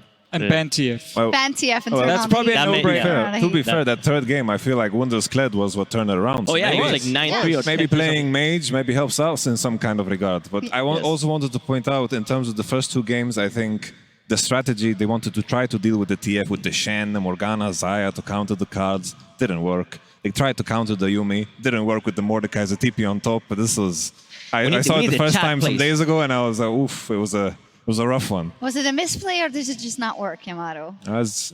Didn't work both. Yes. It didn't work. ¿Por qué no los dos? Okay, well, it is a dream final tomorrow, and I always get some tweets from people saying, well, wouldn't it be my team? Well, that would also be a dream final. But if you look at the legacy of Europe, yes, I said the word, the legacy and the history in Europe and the titles and the most titles between them, then G2 versus this Fnatic is just, even when you say I don't know that much about the game, Carlos, you realize how hype it is. Yeah, it's insane. Like, even from when I was playing in SK Gaming back in the day, that rivalry built up, and then I built G2, and then, that kind of translates over, and then it's like the most legendary organizations in League of Legends in Europe battling against each other. Like, I know playing the final against Schalke would have been potentially easier, right? I acknowledge that, but every time I get asked, who would you face rather? I will say just Fnatic, because that's even if we lose, like I just go hide in a cave for like 2 weeks. I hope we don't, but I just gotta hide in a cave for 2 weeks. And if we win, that's a lot of memes. It's a banger. What's the philosophy of your whole team? Because you go all in on banter all the time. Yep. But I've also, seen that you guys sometimes lose games, and you're still as heavy on in the banter, right? It's like you don't care either way. I mean, people are recreationally outraged at everything, so I just don't care. We have the heart in the right place, like I like to say. We just have fun, and sometimes we miss the mark. We may or may have not missed the mark at some point. That's okay. Thank you for the Garen game. We may or may have not missed the mark at some point. Thank you for the Garen game. But the idea is always, to entertain, to have a good time, and hopefully we win, because otherwise I gotta hit my cave for a couple of weeks. Hit your cave. Maybe you'll get a tweet from Reckless then after what you sent his way last week. Yeah, I don't even know if he. He doesn't follow anybody. I'm sure they told him. I'm sure someone told him. I'm sure they told him. Yeah, but that's the mental edge. But what happens if they're 2-0 tomorrow? And here it comes again. He comes, the .reckless retweet, and come in his mind, he will go and retweet already at 2-0. He's planting seeds. Mental warfare. Exactly. Does that phase these players at that level, you think? I know of some players. That Carlos tweeted him? No. No, not Carlos. It would be better if Origins. No, but honestly, because I know of players that do actively not turn off their social media, but do not look at it before or after a match because they know it affects them and stuff like that. Is it part of the game? What's it with your players? Do they not check Twitter before or after? Or? No, they don't care. Okay, they're unfazed. Same thing with like Reddit and so on. I think most of them don't even read that stuff anymore. I think people have now learned you don't have to actually go and read these kind of things. Sometimes I think for fun they do, not just about them, but about everyone else as well. Oh, okay. So they don't want to read it about themselves, so they're going to laugh. No, but they can at also people laugh about themselves, but they can also laugh at other things. Like I think they just have more fun with it now, and I don't think they care too much about like what's happening on Twitter. And honestly, I generally believe the mentality is changing, and all the play. I mean, if I would tell you the amount of pro players coming PMing me saying, "Yeah, that was really funny and blah blah. You know, it's just that they will never show it publicly because people are gonna be like, what are you saying? So yeah, it is an outreach culture. You gotta deal with that. I think it's dangerous. The hero we need. I don't want any players to read anything because it subconsciously affects you. Yeah. Either if you want to think that it doesn't, it is in your mind. It's just free real estate. It's just whatever he says with that deep voice. You just believe it. You just believe it. Crazy. I'd love to be a player of yours. No matter how much they read on the internet, I think though, bringing it back to G2 versus Fnatic tomorrow, the fact that they answered that question of how will they step on stage here after that reverse sweep so resoundingly makes me think that we're in for a very, very good best of 5. It can almost not get better from a spectator viewpoint than be a reverse sweep, but I believe you have a 3-2 prediction, or someone on the crew does. What was your initial thoughts? And after this series, how would you predict the series? So tomorrow's series. Yes, after what you've seen today, sorry. Just again, I don't think it changes too much in my mind. So what was it for you? Like I think with like G2 versus Fnatic, I think you do just take a complete like step up. You know, when you play against G2 compared to Schalke or Splice Origin or whatever. So even if you can 3-0 someone, it doesn't mean you necessarily have an edge suddenly going into that game. I think it's good for confidence for Fnatic, obviously. But I think knowing the G2 players, they've probably been sitting backstage, chilling, laughing, feeling really good, you know, going into tomorrow's game anyway, no matter what happened today. I don't think they saw anything that makes them super scared or anything. So I just hope, like, I want Fnatic to win game 1. That's what I really want, because then we start getting like the whole same story as last week, potentially get a 2-0 there, and I don't mind then G2 coming back. I don't actually care who wins the whole thing, but I definitely want Fnatic to win game 1. Yeah, I don't know if I'm being naive in thinking they were so close. Why can't they just do it? On my end, for 2 reasons, I think G2 is going to 3-0. Whoa. What? First reason is because like this guy. last split against Origin, the first best of 5 they played, they looked very sloppy too in comparison to what they brought on the big stage. It was 3-0, right? The first one? Yeah, it was still 3-0. Sloppy 3-0. But it was very, very It's a long sloppy. 3-0. You fell behind, and OG had the wrong strategy with putting Nuktak on Lissandra 3 games. It was quite a disaster from two sides. They needed to deliver 1 stuff. Then the second best of 5 looked much prettier because I felt like on every side of the coin, G2 really figured out OG. And looking at the best of 5 series that we saw previously that went to 5 games between Fnatic and G2, I feel like they figured out the puzzle. And the biggest question mark for me is, how are they really going to deal with the Yuumi, TF, and Aatrox ban? Because that was a disaster for Fnatic. They were blind picking Shen, and then the last game, Whip was playing Akali with Elise, and what were they playing mid? I don't remember. It In was fact, just Kassadin mid. messy. In fact, three of the picks they made in that last game, the Kassadin mid, the Akali top, and the Braum for Hilly, was the first time that these players have picked that even this split. Oh. Just showing, you know, that whole thing about the champion, the champion pool depth, etc. Depth does come back when it comes all the way to 5 games. Maybe they find themselves in trouble, and G2 will never find them in trouble. What I will say is that Kassadin pick, honestly, even if they lost, I respect it because it traumatized me. The moment I saw the Kassadin pick game 5, I was like, oh no, is this happening again? Okay, so could you, because there's younger viewers watching that don't know what you're talking about. No, you know what you're right about? Explain like the whole most thing, of my fans already have children. Like, Yeah. that's how old I am, you know? Yeah, me too. Yeah, me too. Okay, final words then as we move on. Predictions from everyone. You said 3-0, so unless you want to add anything, I think we'll stick to that. No, I just want to add, I'm not saying it because this guy's here. We're sure, right? We're sure you stand on your own feet. No? Yeah, Carlos. I mean, I'm very, you know, I get it. I get it. Carlos, nothing else? G2 wins Worlds. There you go. Perfect. That's my. They're winning tomorrow, apparently. have no idea what you're 3-1. 3-1 G2. Fnatic win game 1. Fnatic win game 1 and a 3-1 for G2. Whatever it may be, it'll be one for the ages. Is there anything else you want to say to your opponent for tomorrow before we sign off?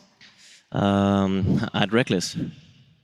At Reckless, right. Well, be sure to tune in for the LCS regional qualifiers. They are in their gauntlet as well at 9:45 p.m. This is now the second best of 5 there before we start our rebroadcast of the semifinal. That was all here from us in our first day in Athens. Thank you so much for watching. We'll be back tomorrow for the epic showdown between G2 and Fnatic. See you then. Apparently we're flexing. Okay.